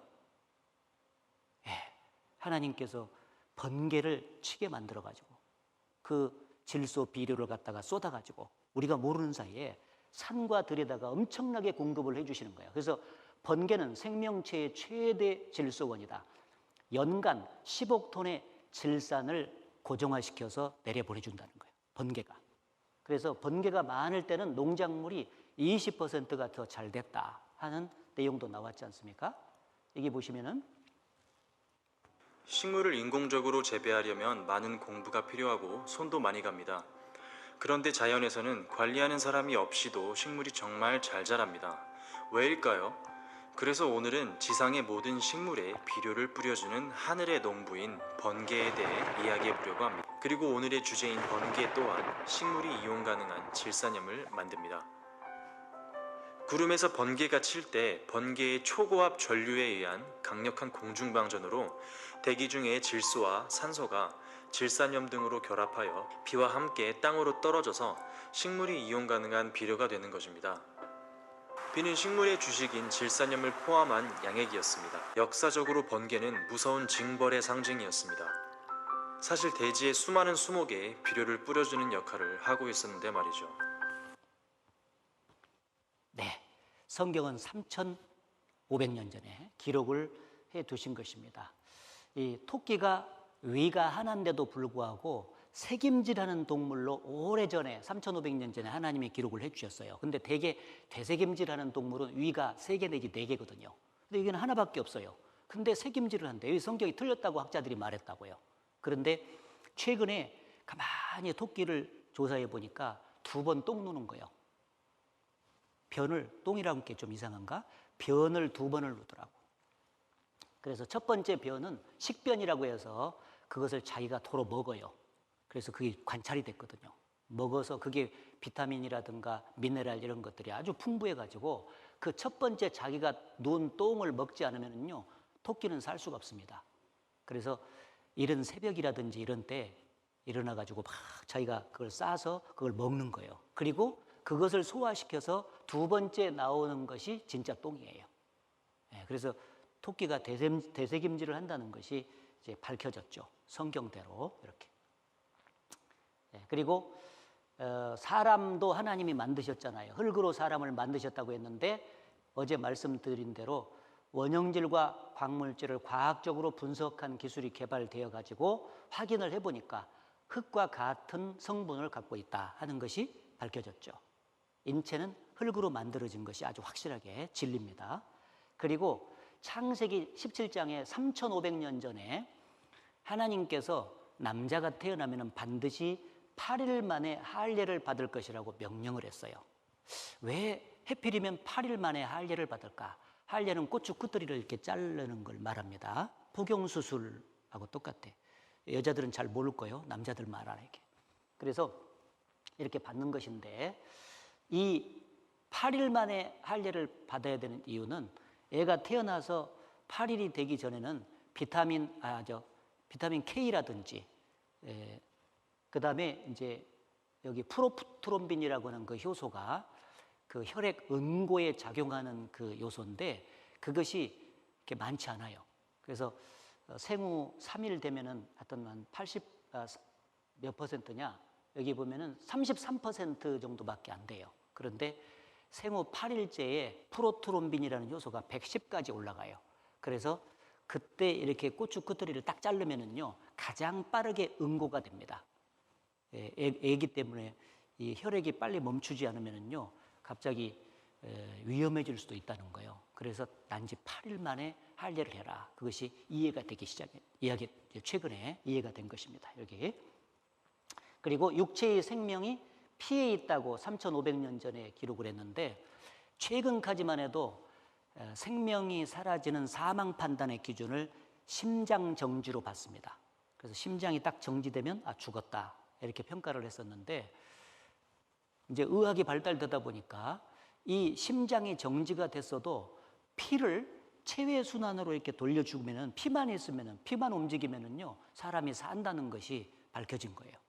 그래서 3,500년 전에 기록된 육체의 생명이 피에 있다는 말씀도 사실로 입증이 됐습니다. 그리고 지금 코로나 바이러스로 인한 감염병으로 여러 가지 어려움이 많잖아요. 그래서 방역 수칙을 정했는데 현재 그 방역 수칙이 이미 3,500년 전 성경에 미리 다 기록이 돼 있었던 거예요. 하나님께서 지침을 다 주셨거든요. 그래서 마스크를 착용하고 기침할 때 이 호흡기를 통해서 감염이 되니까 옷소매를 이렇게 가리고 해라든지 그다음에 격리, 거리두기를 해야 된다든지 또 수시로 흐르는 물에다가 손을 씻어야 된다든지 이런 내용으로 우리가 계속해서 방역 수칙을 정해갖고 하고 있지 않습니까? 근데 3,500년 전에 여기 보면 문둥 환자는 옷을 찢고 머리를 풀며 윗입술을 가리우고 외치기를 부정하다 부정하다 할 것이요 반드시 윗입술을 가려야 된다 이렇게 말씀을 하셨습니다. 그리고 유출병이 있는 환자와 죽음으로 부정케 된 자를 다 진 밖으로 내어 보내되, 물은 남녀하고 다 진 밖으로 내어 보내라. 이제 감염이 된 사람들을 진 밖으로 내버려서 격리를 조치를 반드시 취하라고 했는데, 지금 우리도 지금 거리두기를 하고 격리를 하지 않습니까? 일단 확진자가 생기면은요 2주 동안 격리를 딱 해야 돼. 여기 병 있는 날을 동안은 늘 부정할 것이라. 그가 부정한즉 혼자 살되 진 밖에 살지니라. 일단 진 밖으로 딱 격리 조치를 딱 시켰다고. 우리가 그렇게 하고 있지 않습니까? 그리고 흐르는 물에 자꾸 씻어라. 여기 보면은 유출병이 있는 자는 그 유출이 깨끗하여지거든 그 몸이 정결하기 위해 7일을 계산하여 옷을 빨고 흐르는 물에 몸을 씻을 것이요 또 모든 털을 밀고 물로 몸을 씻을 것이라. 그리하면 정하리니 깨끗해지리니. 그렇게 돼 있고, 2000년 전에 이스라엘의 종교가들도 유전을 지키기 위해서 손을 부지런히 씻지 않으면 먹지 않았다. 계속 그들은 씻어요. 그래서 손 씻는 것 보세요. 위생이 철저하죠. 그래서 이미 헝가리의 그 이그나즈 필리프 제멜바이스 의사라고 하는 이 사람이 세계 최초로 감염을 막기 위해서 손을 씻어야 된다고 주장을 한 의사인데, 성경적입니다. 수천 년 전에 이미 성경은 예언돼 있고요. 그래서 코로나 거리두기라든지 이런 방역 수칙이 이미 성경에 오래전에 기록이 돼 있다는 사실은 하나님이 육체를 만드셨기 때문에 질병에 대해서 어떻게 방어를 해야 될지도 미리 말씀을 해 주신 것입니다. 자, 아무튼 상당히 긴 시간 동안 과학이 발달돼야만 알 수 있는 그 지식들을 하나님은 오래전에 성경에 기록을 해놨다는 그런 내용을 입증을 했습니다. 그래서 성경에 하나님이 천지 만물을 다 만드신 창조주가 맞기 때문에 그걸 미리 기록해 주실 수가 있었다라는 것입니다. 이해되십니까? 예. 자, 그래서 이 성경에 하나님이 창조주가 되시며 여러분 자신도 다 만드신 분이에요. 그래서 그 하나님과 여러분이 뗄래야 뗄 수 없는 불가분의 관계를 갖고 있기 때문에, 그분 도우심으로 살기 때문에 이번에 그분이 주신 구원을 받고 그분과 올바른 관계를 맺고 그분과 함께 이 땅을 살아가야 행복하고, 그리고 죽음 건너편에도 영원히 그분과 함께 살아야 행복하다는 것입니다. 창조주와 피조물과의 운명적인 만남이 이번에 있어야 된다는 것입니다. 예. 자, 박수 3번 쳐보겠습니다. 박수 3번 시작. 예, 2번 시작. 네, 이어서 좀 말씀드리죠. 여기 신명기 18장에 보면은 이런 말씀이 나와요. 내가 혹시 심중에 이르기를 그 말이 여호와의 이르신 말씀인지 우리가 어떻게 알리요 하리라.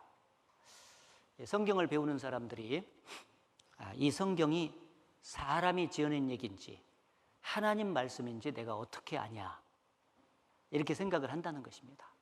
그래서 하나님께서 그 질문이 있을 것을 미리 아시고 답을 주셨어요. 여기 보면은 만일 선지자가 있어서 여호와의 이름으로 말한 일에 증언도 없고 성취함도 없으면 이는 여호와의 말씀하신 것이 아니요 그 선지자가 방자히 한 말이니 너는 그를 두려워 말지니라.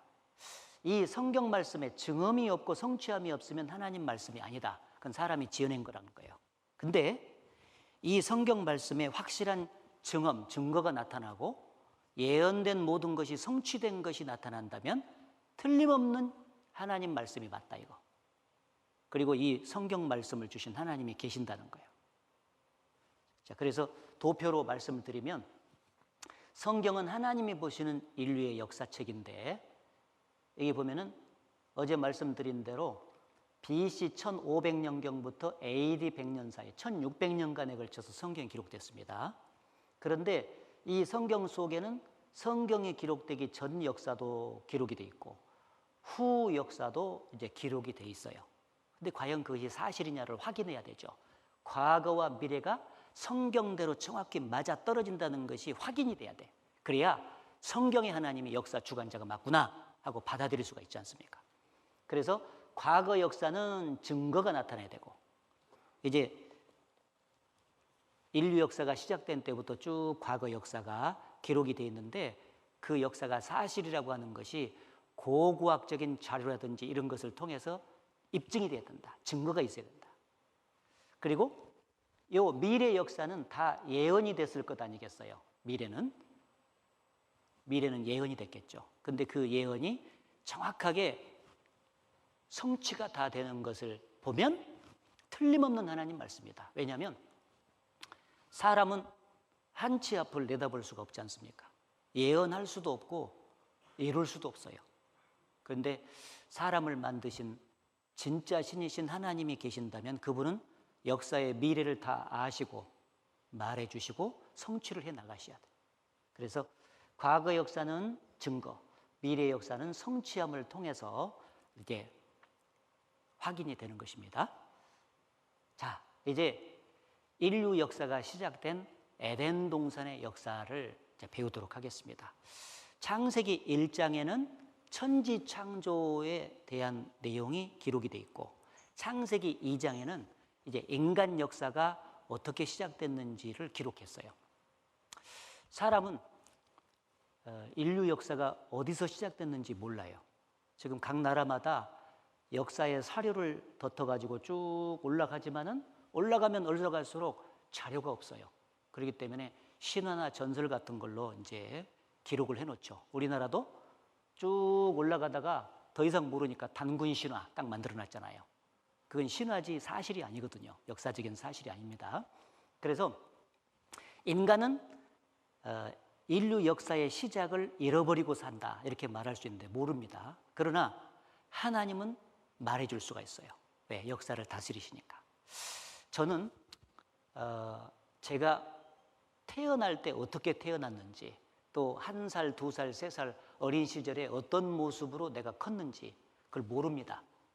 그런데 나를 낳아주시고 길러주신 엄마는 그걸 알아요.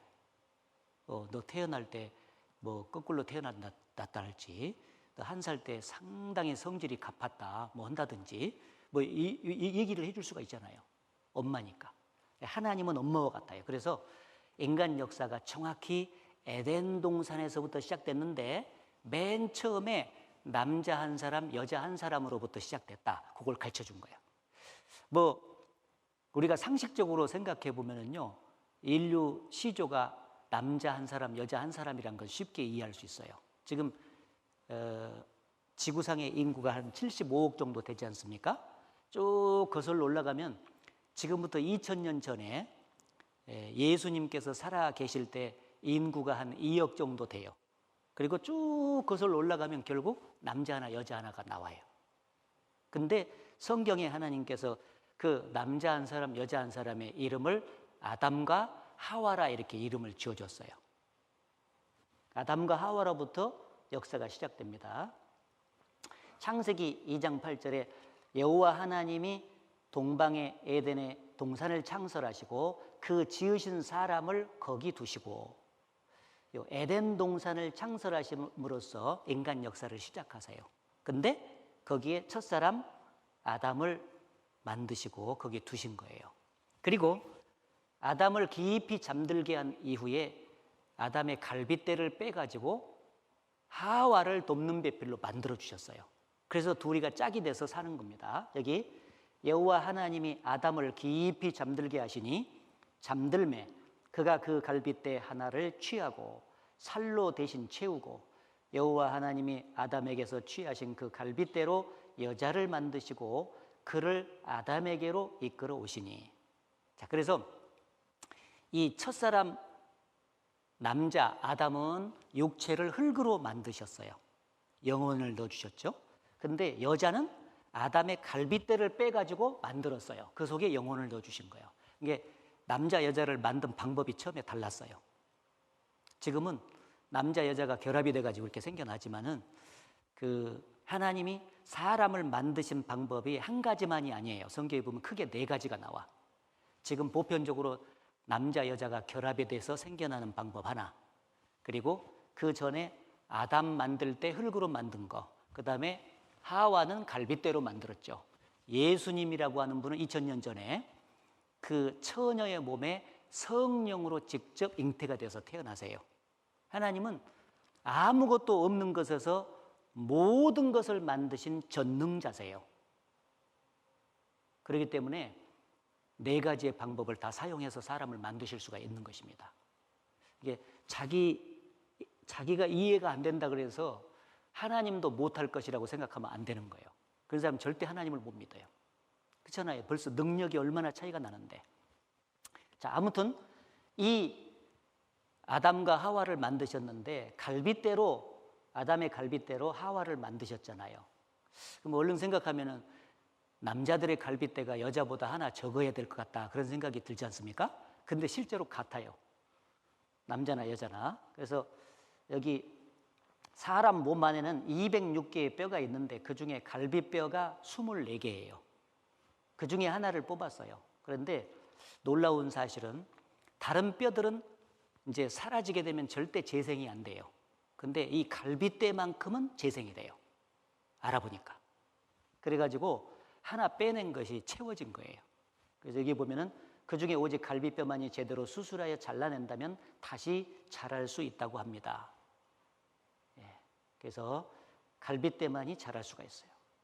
의학적으로 이게 가능하죠. 그리고 지금 인류의 조상인 아담과 하와가 실존 인물이다, 거기서부터 출발해서 우리가 다 이제 나왔다 하는 것을 유전적으로 쭉 이제 연구 결과가 밝혔는데, 연구 결과 남자는 Y 염색체인 아담에서부터 출발을 했고, 그 다음에 여자는 미토콘드리아 이브라고 해요. 그 하와를 갖다가 연구 결과 그렇게 해서 쭉 나왔는데, 연구 결과를 동영상으로 만들었거든요. 동영상으로 여기 연구 결과 만들었는데, 여기 한번 보세요. Y 염색체를 추적하다 보니까 아담 한 사람에서부터 인류가 나왔다 하는 것이 입증이 됐어요. 여기 보세요. 태초에 하나님이 천지를 창조하시고 가라사대 우리의 형상대로 사람이 되라 하셨다. 성서에서는 그를 아담이라 했고 우리 모두의 조상이라고 했다. 그래서 유전학적 아담을 찾아보기로 했다. DNA에 들어있는 작은 단서가 지구상에 살고 있는 모든 남자들과 인류의 공통조상인 한 남자를 연결하고 있다. 그래서 과학적, 유전학적으로 증명된 아담을 찾아보기로 했다. 지구상에 존재하는 모든 인간에게 DNA를 제공한 최초의 인류. 북극의 이누이족, 아마존의 아메리카 인디언, 사막의 유목민과 월스트리트의 사업가가 정말 같은 핏줄일까? 내셔널 지오그래픽 소속의 유전학자 스펜서 웰즈가 아담을 찾는 작업을 지휘하기로 했다. 한편 파테섬의 그 남자에게서 나온 Y 염색체는 마지막 단서를 제공하고 있었다. 이 Y 염색체를 전 세계에서 채취한 수천 명의 염색체와 비교했다. 그 결과 엄청난 사실을 발견했다. 모든 Y 염색체에 존재하고 있으며 현재 전 세계 모든 남자들에게 있는 변종을 찾아낸 것이다. 우리가 찾고 있던 공통의 변종이었다. 우리는 DNA 추적을 통해 나무의 뿌리에 도달할 수 있었다. 모든 가지가 한 남자, 한 Y 염색체와 연결돼 있었다. 한 Y 염색체에서 출발해가지고 모든 남자가 나왔어요. 그래서 그 아담이 추적을 한 결과 밝혀졌고, 그리고 이브도 여자잖아요. 미토콘드리아를 쭉 추적해서 연구를 해보니까 이브가 나왔어요. 여기 보면 영상으로 잠깐 보여드리겠습니다. 은 과학의 발전으로 알아낸 전 세계 모든 사람의 DNA를 역추적해서 알아낸 단 한 명의 여자, 즉 단 한 명으로부터 시작한 어머니, 미토콘드리아의 이브에 대해서 함께 나눠보겠습니다. 여러분, DNA의 99.5%는 인간의 세포 핵 속에 들어있습니다. 암호화된 정보가 담긴 끈이 인간의 신체의 비밀을 담고 있습니다. 쉽게 말하면 인간의 설계도라고 할 수 있습니다. 우리는 이 DNA의 반은 어머니로부터, 나머지 반은 아버지로부터 받습니다. 하지만 서로 섞이기 때문에 확실히 딱 누구로부터 받은 건지는 알 수 없죠. 하지만 미토콘드리아 DNA라는 것은 다릅니다. 이 미토콘드리아 DNA는 특별히 세포 핵의 바깥에 위치해 있으면서 우리 몸에 반드시 필요한 에너지를 만드는 세포 핵 속에 있는 작은 발전소 같은 것입니다. 중요한 것은 세포 핵 속에 있으니 세포보다 더 작고 작은 이 미토콘드리아, 그 안은 우리가 아는 그 어떤 복잡한 발전소보다 완벽하게 시스템되어 있는 발전소입니다. 이런 미토콘드리아는 남녀인간 우리 모두의 몸에 들어있지만 이 미토콘드리아 DNA는 앞에 말씀드린 일반적인 DNA와는 달리 이 미토콘드리아 DNA는 오직 어머니에게서만 유전이 됩니다. 과학자들은 미토콘드리아 DNA는 거의 변화하지 않기 때문에 인간의 족보를 파악하는데 사용할 수 있는 증거가 되고 또 인류의 기원까지도 살펴볼 수가 있게 되는 것이죠. 자, 화면을 보시겠습니다. 보시면 제 몸에 있는 이 미토콘드리아는 저의 어머니에게서 왔고 저의 어머니의 미토콘드리아는 외할머니에게서 왔고 이런 식으로 어머니의 어머니를 따라 거슬러 올라가면 인류의 시작인 미토콘드리아의 이부를 우리는 만날 수 있게 됩니다. 그래서 우리가 지금 겉으로 보기에는 전 세계 사람들이 매우 달라 보이고 문화적으로 다르게 살고 있지만 유전적 관점에서 보자면 우리 모두가 한 가족이라는 이야기입니다. 그래서 이 미토콘드리아 DNA에 대한 연구는 1987년부터 시작되었습니다. 버클리의 학자들이 미토콘드리아 DNA에 대한 연구를 시작했죠. 이 학자들은 전 세계 서로 다른 나라에 살고 있는 147명의 미토콘드리아 DNA 샘플을 채취해서 그것들을 비교했습니다. 근데 너무너무 놀라운 연구 결과가 나왔습니다. 전 세계, 그러니까 서로 멀리 떨어져 있는 다른 나라, 다른 지역에 살고 있는 다른 인종들이 단 한 명의 여성에서 시작되었다는 연구 결과가 나온 것입니다. 그 학자들은 그 결과를 받아들이기 어려울 정도로 이해할 수가 없었습니다. 왜냐하면 그들의 머릿속은 이미 진화론이라는 편견에 갇혀 있었기 때문이죠.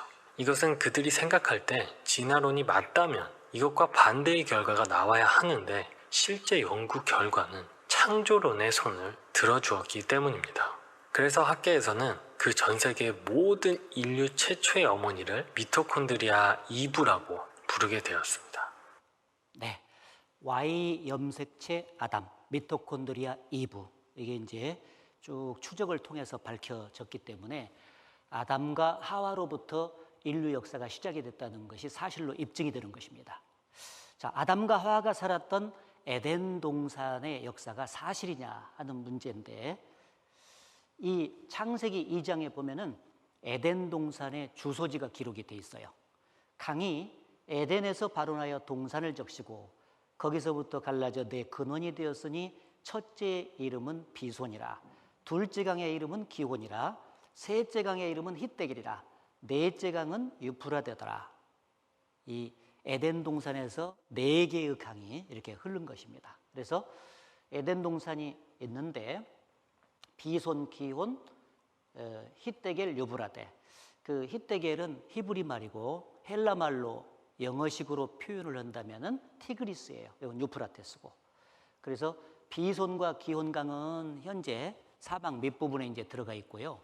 유프라테스 강하고 티그리스 강은 지금 지상에 흐르고 있어요. 중동 지역에. 거기가 바로 에덴 동산의 옛자리인데, 그 자린 교수팀에 의해서 비손과 기혼강의 흔적도 이제 발견이 됐습니다. 현재 시리아, 이라크, 쿠웨이트를 관통해서 페르시아만으로 들어가는 두 강, 티그리스강, 유프라테스강, 바로 여기가 이제 점선으로 표현된 분이 비손과 기혼입니다. 에덴 동산의 바로 옛자리. 그래서 성서 고고학을 연구하는 모든 사람들은 바로 에덴 동산의 옛자리가 바로 중동 지역이다. 여기 에덴 동산은 지금의 페르시아만이다. 에덴 동산의 강을 발견했다. 그래서 콜롬비아 인공위성이 고대강을 발견했는데, 그 에덴 동산의 옛자리는 지금 사막으로 덮여 있는데 좌측이 사우디 사막, 우측이 아라비아 사막이에요. 사우디 사막 윗부분을 날다가 쭉 찍어보니까 사막 밑에 엄청난 강줄기가 발견이 된 거예요. 이렇게. 그래서 이 강줄기가 사막 밑에 이렇게 많이 발견된 걸 통해서 옛날에는 식물이 무성했던 땅이 맞다. 바로 이게가 에덴 동산으로 입증이 되는 것입니다. 그리고 여기 첨단 과학이 고대 강줄기도 찾아냈다 하는 기사가 실렸고, 그런데 그 에덴 동산이 어디로 갔냐? 여기 에덴 모든 나무가 지하에서 위로를 받게 하였다. 지금 지하로 내려간 거예요. 에덴 동산이. 에덴 나무와 함께 지하에 내려간다 하는 말씀이 에스겔서 2600년 전에 쭉 기록이 되어 있는데, 현재 그 영화롭고 광대했던 아담과 하와가 살았던 에덴 동산은 지하로 내려간 거예요. 그래서 그 에덴 동산의 옛자리에서 세계 석유 생산의 70%가 생산이 돼요. 놀라운 것은. 그래서 이 에덴 동산에 엄청난 동식물들이 지하로 내려가고, 오랜 기간이 지나가면서 열과 압력을 받아가지고 화학 변화를 딱 거쳐서 나오는 것이 석탄과 석유인데, 이렇게 이제 유전이 발생이 되고, 그 페르시아만 유역의 유전지대를 표현한 것인데, 여기서 엄청난 석유가 나와요. 그래서 이 석유가 지금 에덴 동산의 옛자리에서 나와가지고 여기 미국으로 또 유럽으로 한반도 쪽으로도 이렇게 수송이 되고 있는데, 여기가 에덴 동산의 옛자리라는 것을 입증해주는 정확한 이제 증거이기도 합니다. 그래서 현재는 그 자린 교수팀에 의해서 이렇게 땅 밑에 들어가 있는 비손과 기온강의 흔적도 발견이 됐고, 거기서 석유도 나오고 이제 하는 것을 보면은 틀림없이 에덴 동산의 옛자리가 맞다 하는 것이 이제 입증이 됩니다.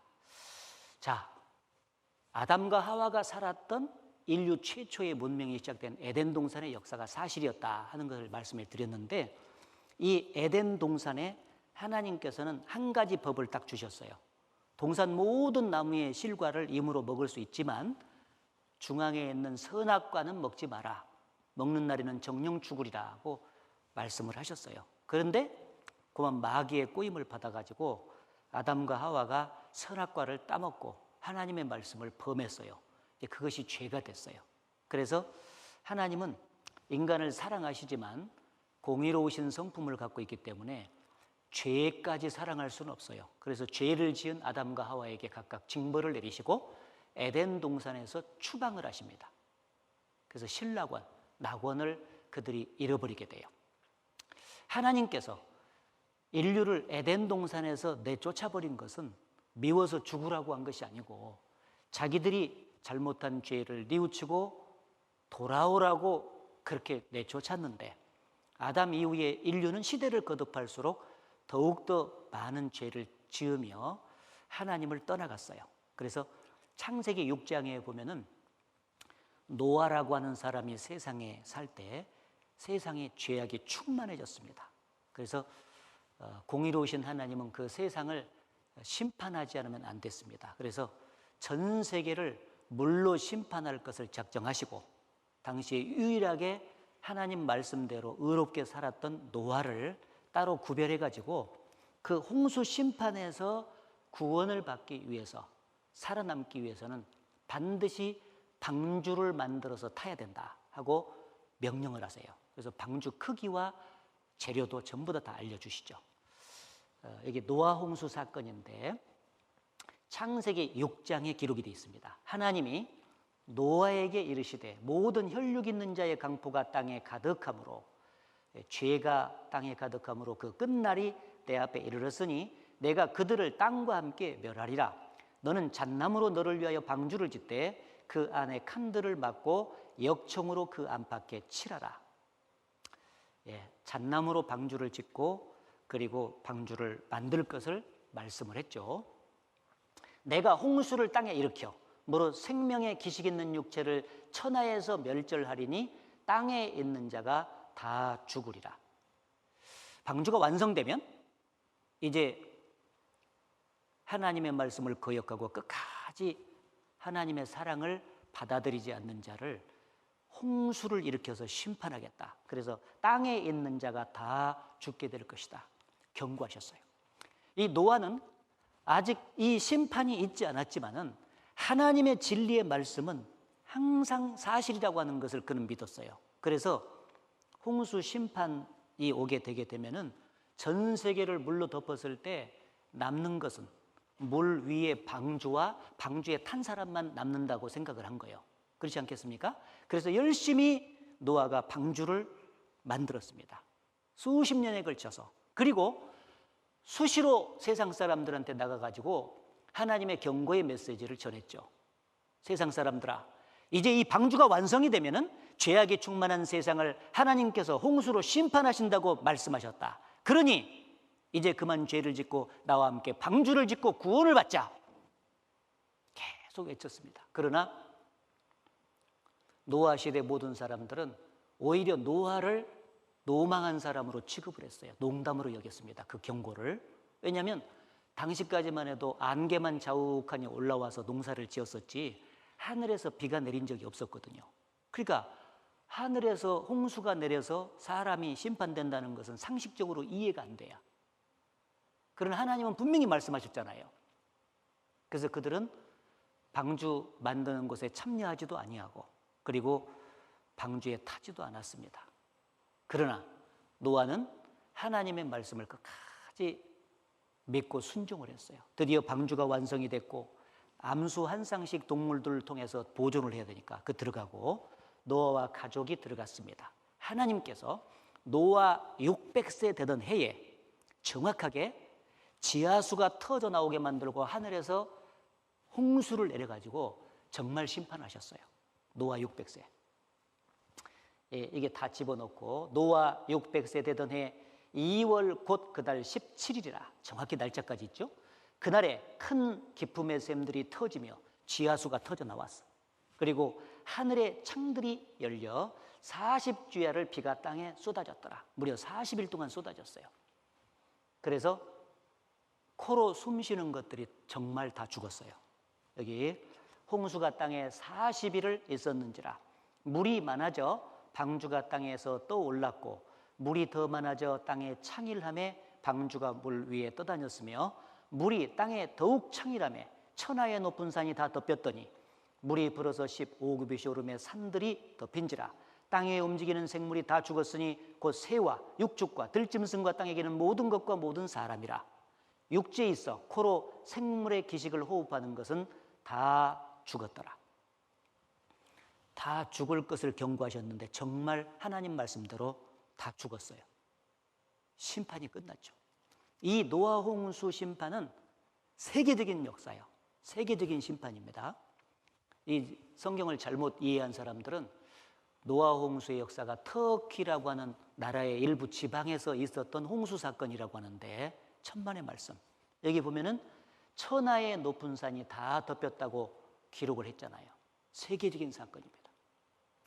홍수가 끝난 이후에 하나님께서 이 바람을 불어가지고 이렇게 물을 뺐어요. 물을 쭉 빼다가 이 방주가 산에 머물러서 부딪혀서 머물렀는데 그 산이 아라랏산이에요. 여기 물이 땅에서 물러가고 점점 물러가서 150일 후에 감하고 7월 곧 그달 17일에 방주가 아라랏산에 머물렀으며 이 노아 홍수 심판의 역사는 지금부터 연대 계산을 하면 약 4,500년 내지 5,000년 전 사건입니다. 굉장히 오래됐죠. 자, 그런데 인간이 기록한 세계사 책에도 노아 홍수 심판의 역사가 기록이 안 돼 있어요. 근데 성경에는 기록이 돼 있단 말이에요. 근데 과연 이 홍수 심판의 역사가 사실이냐 하는 문제예요. 만약에 사실이면 죄악이 충만한 세상에 홍수를 직접 내리셔가지고 세상을 심판하셨던 하나님이 계시는 거예요. 그렇잖아요. 그래서 이제 사실인지를 확인해 봐야 되는데 여러 가지 증거를 대줄 수 있는데 두 가지만 제가 증거 대겠습니다. 첫째, 아라랏산에 방주가 머물렀다고 했는데 지금도 아라랏산에 노아가 탔던 방주가 지금 머물러 있습니다. 많은 사람들이 이제 찾아가가지고 탐험을 해서 발견을 했습니다. 이 노아가 탔던 방주가 그대로 보존이 돼 있다는 것은 홍수 심판의 역사가 사실이라는 것이 입증이 되는 것이고 또 전 세계를 물로 덮었다가 물이 빠졌잖아요. 그렇기 때문에 전 세계 곳곳에 물이 덮었다가 빠진 흔적이 다 나타나야 돼. 네? 네? 예. 지금 이제 확인해 본 거예요. 그래서 그 흔적이 남아 있다면은 틀림없이 홍수 심판의 역사가 사실인 것입니다. 자, 그런데 지금도 방주가 아라랏산에 있는가?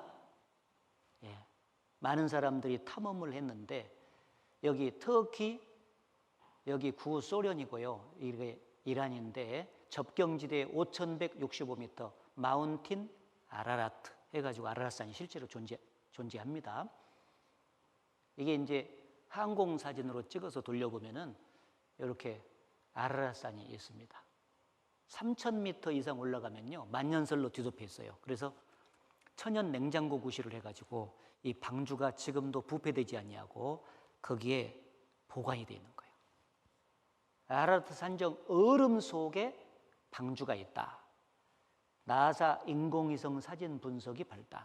인공위성을 통해서 찍어보니까 시커먼 물체가 있어서 가보니까 정말 방주가 있었다. 방주의 목격자들이 굉장히 많은데 그 중에 가장 유명한 사람이 이제 우주 비행사 제임스 워인이라는 사람이 노아의 방주를 탁 찍었지 않습니까? 이 사진을 이제 공개했고, 그리고 사람들이 계속 가서 이제 찍어서 보도를 했는데 이 사람은 이제 프랑스의 탐험가 페르난도 나바라는 사람이 아들과 같이 가서 1m 50cm 크기로 방주 조각을 잘라가지고 와가지고 전문가에게 감정시켜 보니까 그 목재, 잣나무가 틀림이 없다 하는 고증을 받았어요. 그래서 입증이 됐고, 그리고 이 사람도 갔다 와가지고 방주 조각을 이제 검증을 받았고, 이 사람도 4,300m 지점에서 방주를 봤다고 탐험로까지 공개를 했습니다. 그리고 가장 최근에 홍콩 탐험대가 있었는데 이 사람들은 아예 그 방주, 빙하에 덮인 방주 속에 뚫고 들어갔어요. 그래서 7개 공간에 들어가서 실제 동영상으로 촬영을 다 했습니다. 촬영을 해가지고 이제 기재회견까지 해서 이제 보여주고 있는 장면이라고. 이게 이제 노아의 방주로 들어가는 입구입니다, 이게. 그래서 공간들이 전부 다 지금은 이제 영상으로 찍혀가지고 확인이 이제 돼 있습니다. 그래서 그 방주 안에 들어가가지고 가져온 그 유품들 있잖아요. 이걸 쭉 전시한 겁니다. 당시 2000년도에 청도일보에 중국의 신문입니다. 그래서 노아 방주 확실 존재. 중국 사람들은 무신론 이제 나라잖아요. 하나님 안 믿는 나라인데 아무튼 방주가 확실히 존재한다고 신문에 딱 보도를 하고 당시 뉴스 시간에도 노아의 홍수가 틀림없이 있었다. 방주가 있다 하는 것을 이렇게 뉴스 시간에도 보도를 했습니다. 자, 그래서 노아가 탔던 방주가 실제로 존재하고 그리고 그 물이 빠지면서 생긴 지층들의 구조, 높은 산봉우리에 물이 덮었다가 빠졌기 때문에 물고기 화석들, 조개 화석들 이런 것들이 무진장 막 나와. 대륙별로 다 나와요. 대륙별로. 쭉 넘어가서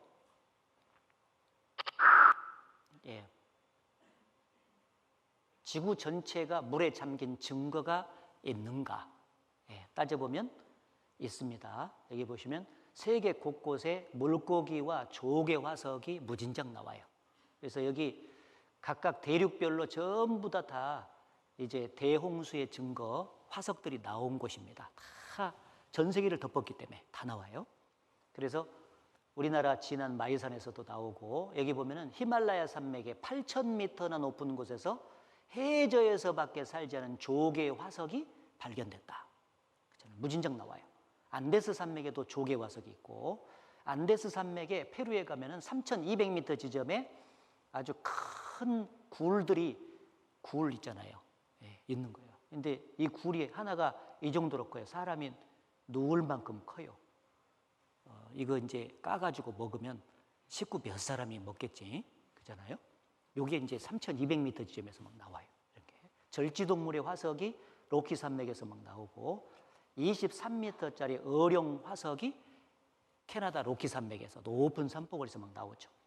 네브라스카의 혼합 화석들, 미국에 큰 물고기가 작은 물고기를 막 잡아 먹으려다가 화석이 된 것들이 지구상 곳곳에 많아요. 근데 학자들이 말하기를 이런 화석은 노아 홍수를 상정하지 않고는 나올 수가 없는 화석이래요. 그래서 막 잡아먹으려는데 갑작스런 지각 변동이 일어나면서 막 홍수가 들이닥치면서 묻혀가지고 화석이 된 거예요. 이런 것들이 굉장히 많아요. 홍수의 흔적입니다. 그리고 갖가지 화석, 맘모스 떼와 다지층 나무가 대홍수를 입증한다. 그래서 500만 마리의 맘모스 떼가 한꺼번에 땅 속에 파묻혀 있어요. 남극에 가면. 그렇잖아요? 야, 500마리도 아니야. 500만 마리가 막 한순간에 막 홍수가 밀어닥치면서 그대로 그냥 묻힌 거예요. 그리고 다지층 나무라고 했는데 이 지층을 뚫고요. 여러 지층을 뚫고 이렇게 다지층 나무가 화석이 딱 돼 있어요. 이게 노아 홍수에 의해서 물에 의해 가지고요. 이게 이제 형성이 되는 것인데 2개 이상의 퇴적 지층에 걸쳐 있는 화석들을 다지층 화석이라고 부르는데 2개 이상에 쫙 이렇게 걸쳐 있잖아요. 독일에서 발견된 이 나무는 매우 빠르게 묻혔음이 틀림이 없다. 갑작스럽게 묻힌 거예요. 대홍수에 의해서. 이것은 거대한 홍수에 의해서만 일어날 수가 있다. 1980년 세인트 헬렌산의 폭발 후 과학자들은 스피릿 호수 바닥에서 똑같은 형태로 나무들이 수직으로 묻히는 것을 관찰하게 되었다. 다지층 나무 화석들은 전 세계적으로 발견된다. 이게 세인트 헬렌산입니다. 여기 이제 폭발이 일어나 가지고요. 이 상층부가 완전히 사라져 버렸어요. 이렇게. 여기 이제 있었는데 완전히 폭발에 의해서 화산 폭발에 의해서 사라졌는데 이 폭발에 저 나무들이 막 쫙 해가지고요. 옆에 스피릿 호수가 있었는데 여기에 이제 떨어진 거예요. 그래서 껍질들이 이렇게 오랜 기간이 지나면서 벗겨지고 그것들은 밑에 점점 쌓이면서 석탄이 되고 그리고 이 나무들이 말이죠. 시간이 지나가자마자 이렇게 막 서는 거예요. 이렇게 꼿꼿하게. 예. 예. 예. 그래가지고 이제 묻히는 거예요. 묻히면은 이게 이렇게 묻히면 이런 식으로 되는 거예요. 이렇게. 지층이 여러 개가 이제 있는데 세워져 있는 거예요. 이렇게. 이렇게. 그래서 이제 이게 다지층 나무가 틀림없는 대홍수를 입증하는 이제 화석이라고 하는 것을 우리가 알 수가 있습니다. 그리고 세계 곳곳에 가는 곳마다 퇴적층이 형성이 돼 있어요.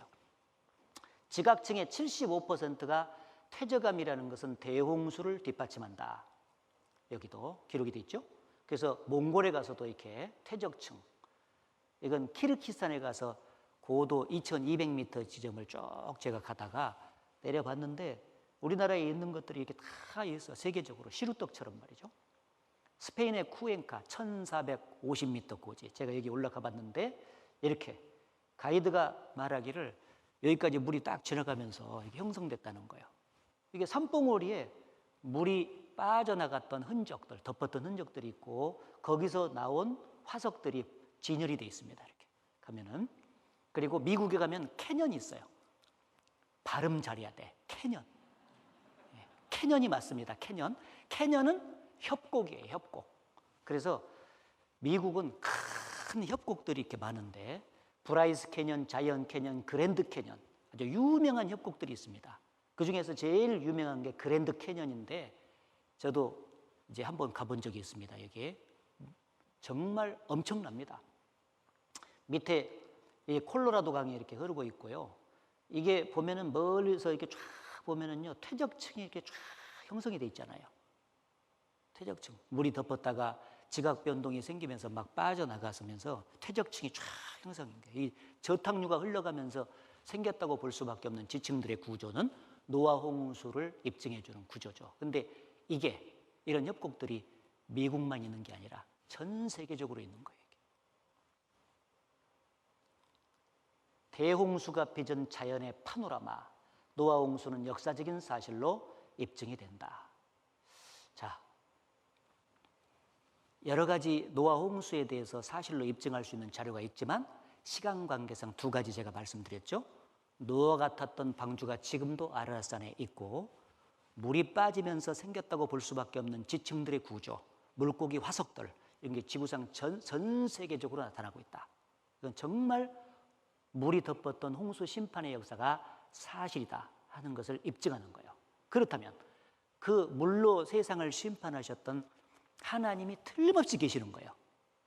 그분은 인간을 사랑도 하시지만은 공의로우신 성품을 갖고 있기 때문에 죄까지 사랑할 수는 없어요. 죄는 반드시 심판해요. 죄인을 구원하시기를 원하시는 하나님의 사랑이 있는 동시에 죄를 반드시 심판하시는 공의로운 속성이 하나님께 같이 있는 거예요. 그래서 노아 홍수가 주는 교훈은 하나님은 반드시 죄는 심판한다. 그래서 노아 시대는 물로 심판했는데 역사의 맨 마지막에 하나님께서 다시 한번 경고하셨습니다. 그때는 하나님께서 불로 세상을 심판하신다고 경고하셨어요. 재료가 달라.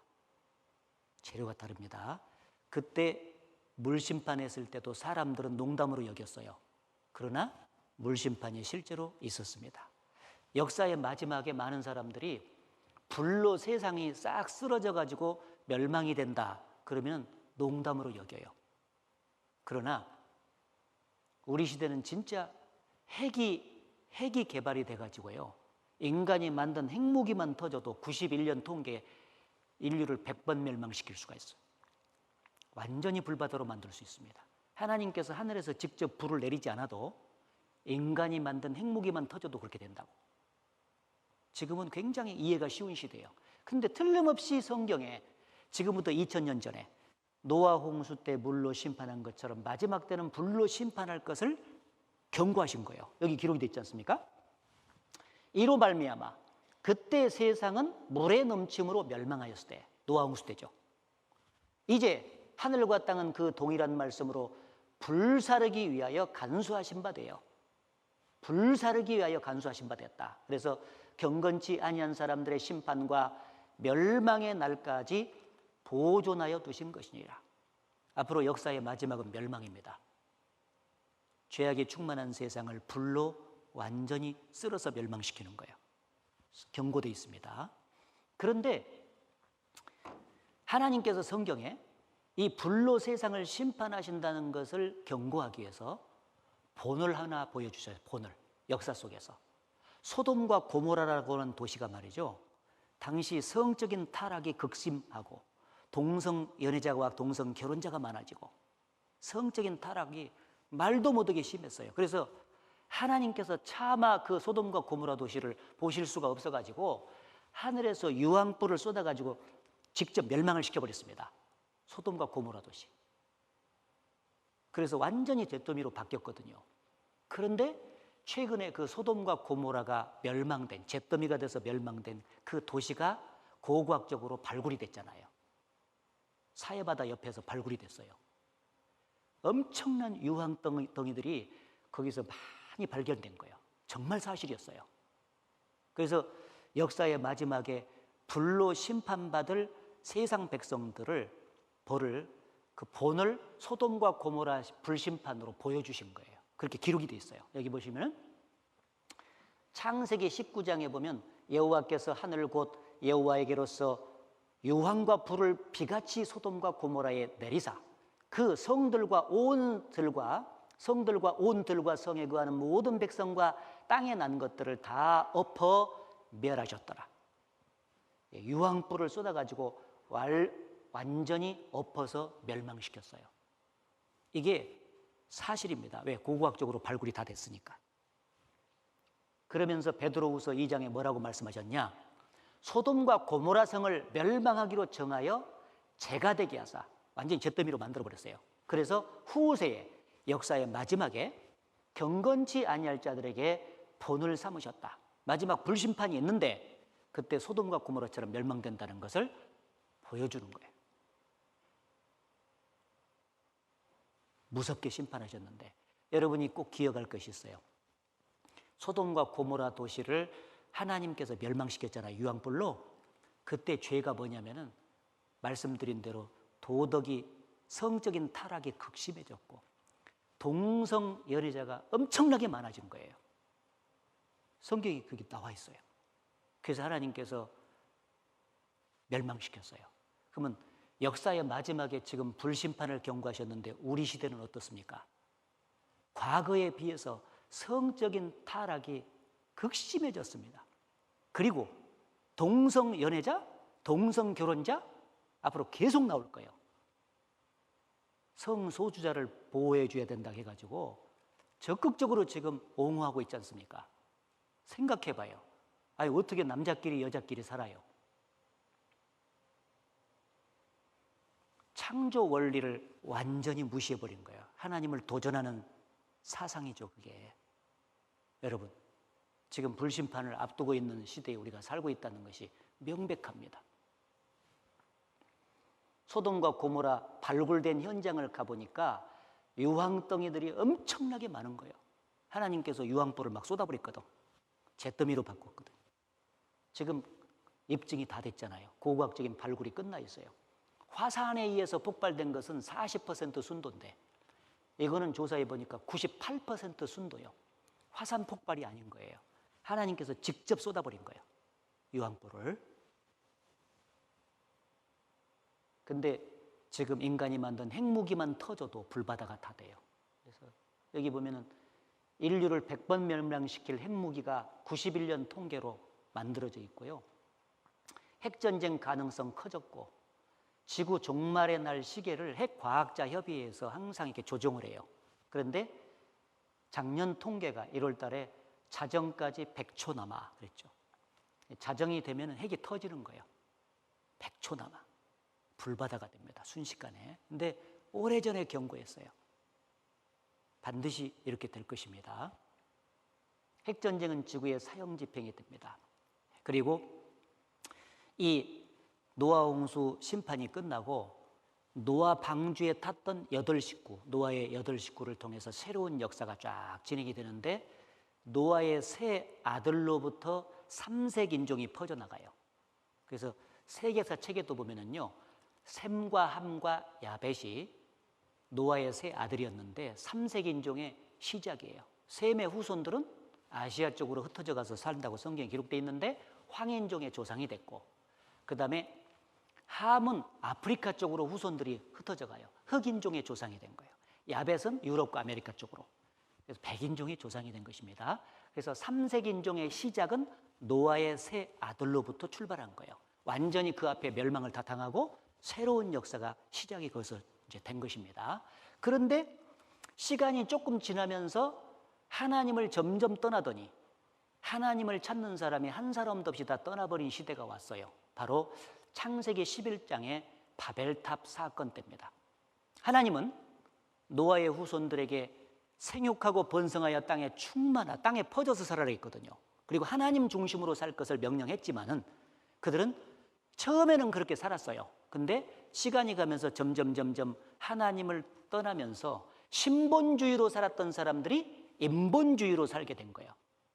그리고 흩어져 살아라고 했더니 똘똘 뭉쳐가지고 하나님 도움 없이도 얼마든지 잘 사는 세상을 건설할 수 있다고 큰소리 치면서요, 당시 니무롯이라고 하는 영웅이 나타나가지고, 영걸이라고 해요. 이제 초기 영걸입니다. 그 사람이 전 세계 사람들을 똘똘 뭉쳐가지고 도시를 건설하고 거기다가 탑을 쌓아 올라간 거예요. 그게 바로 바벨탑이었습니다. 진흙벽돌과 역청을 발라가지고 쫙 하늘에 닿는 탑을 쌓아 올라가면서 하나님을 도전하니까 하나님이 딱 보니까요, 진짜 교만하지 않습니까? 하나님 도우심으로 살아야 될 인간들이 하나님을 제껴버리고 인본주의로 바뀌어가지고 도전을 해. 그래서 당시까지 언어가 하나였거든요. 그래서 하나였던 언어를 갑자기 기적을 베푸셔가지고 여러 개의 언어로 혼잡시켜버려요. 기적이 나타나. 그래서 의사소통이 안 되니까 성 쌓는 것이 자동적으로 그쳐졌고, 그때부터 언어가 통하는 사람들끼리 흩어져가지고 민족이 되고 또 나라가 된 거예요. 하나님께서 기적을 베푸셨어요. 그때 바벨탑 시대. 지금 우리가 여기 한국말만 쓰고 있는데 갑자기 이 시간에 여러 말을 막 각 사람이 쓴다고 해봅시다. 이쪽에서는 막 뚱까면서 중국말 나오고, 일본말 나오고, 이렇게 하면은요, 그 기적이지 않습니까? 하나였던 언어가 여러 개의 언어로 나뉘어졌다. 그 기적이에요. 근데 그게 바벨탑 시대 때 있었는데 그게 성경에 기록된 대로 사실이에요. 여기까지만 봐야 되겠는데, 창세기 11장에 보면 온 땅의 구음이 하나이요 언어가 하나였더라. 이 바벨탑 사건 전까지는 언어가 하나였어요. 근데 탑을 쌓죠. 벽돌로 돌을 대신하고 역청으로 진흙을 대신하고 또 말하되, 자 성과 대를 쌓아 대 꼭대기를 하늘에 닿게 하여 우리 이름을 내고 온 지면에 흩어짐을 면하자. 흩어져 살아나겠더니 도전을 한 거예요. 흩어지지 말자. 그러므로 그 이름을 바벨이라 하니 이는 여호와께서 거기서 온 땅의 언어를 혼잡게 하셨습니다. 여호와께서 거기서 그들을 온 지면에 흩으셨더라. 강제로 언어를 혼잡시켜서 흩어버렸어요. 그래서 그때부터 외국어가 나오게 된 것입니다. 오늘 외국어 배우는 것 때문에 얼마나 힘들어요. 그런데 그때 당시에 바벨탑 당시의 백성들이 교만해서 하나님을 도전한 것을 하나님이 심판하신 결과였습니다.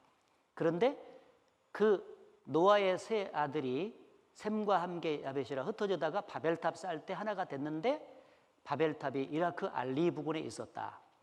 그 탑의 기초가 지금도 남아있다. 수메르 문명 꼽힌 바벨탑의 현장 신할 평지에다 쌓았다고 했는데 진흙벽돌과 역청이 남아있어. 여기 보면은 신할 평지의 고대 도시들의 여러 곳에 남아있는 진흙벽돌과 역청 유적들. 실제로 언어학자들이 현재 언어를 연구해 보니까 여러 개의 언어가 있는데 같은 어군으로 묶어서 쭉 내려가니까 나무 줄기가 하나이듯이 말이죠. 결국은 언어가 하나에서부터 출발해서 여러 개의 언어가 되었다라고 언어학자들이 발표를 했어요. 인류 언어의 뿌리는 하나다. 그런데 언어학자들은 어떤 사건에 의해서 하나였던 언어가 여러 개로 됐는지를 몰라요. 그러나 역사를 다스리시는 하나님은 바벨탑 시대 때부터 그렇게 나뉘었다는 걸 정확히 성경에 기술해 주고 계시죠. 사실입니다. 영상 하나만 보고 마치죠. 창세기 11장에 의하면 노아의 후손들은 이 아라랏 근방에 머물다가 동방으로 이동했다고 한다. 그리고 산이 전혀 없는 평지를 만나 거기에 정착을 했는데 바로 메소포타미아 시날 평지다. 창세기 11장은 노아의 후손들이 이 메소포타미아에서 흩어지지 않으려고 바벨탑을 쌓았는데 그 재료가 진흙으로 구운 벽돌과 역청이었다고 기록했다. 무너진 흙벽돌 사이에서 창세기의 기록을 증명하는 것들이 발견됐다. 오늘날 아스팔트의 재료가 되는 콜타르, 역청이었다. 이들은 창세기의 기록대로 진흙과 갈대, 역청으로 건축물의 재료를 삼은 것이다. 바벨탑의 사건은 초기 인류의 이동을 상징하는 가장 대표적인 기록인 것이다. 네, 오늘 이 성경의 하나님이 창조주가 되신다는 것을 몇 가지 영역에서 확실하게 증거해드렸고 이 성경의 하나님이 인간 역사를 다스리시는 역사 주관자라고 하는 것을 초기 인류의 역사, 에덴 동산, 노아 홍수, 바벨탑의 역사가 사실인 것을 입증해드림으로써 증거해드렸습니다. 이제 내일 하나님의 선민 이스라엘 민족의 역사를 공부할 텐데 내일까지 또 배우면은요 너무 확실하게 증거가 확실하니까 아주 충분히 믿어지게 될 것입니다. 그래서 하루도 빠짐없이 끝까지 참석을 해주시기를 바랍니다. 기도하겠습니다. 자비로우신 아버지, 코로나19 바이러스의 어려움 속에서도 하나님께서 자비를 베풀어 주셔서 말씀을 들을 수 있도록 환경을 조성해 주시고 이렇게 이끌어 주셔서 고맙습니다. 이번에 이뤄진 영혼들 한 사람도 중간에 낙오자가 없이 끝까지 말씀을 잘 들을 수 있도록 인도해 주옵소서. 그리하여 기쁜 소식인 복음을 듣는 가운데 모두가 구원받고 영생을 얻어서 산 소망 속에서 남은 인생을 살 수 있도록 축복해 주시기를 바랍니다.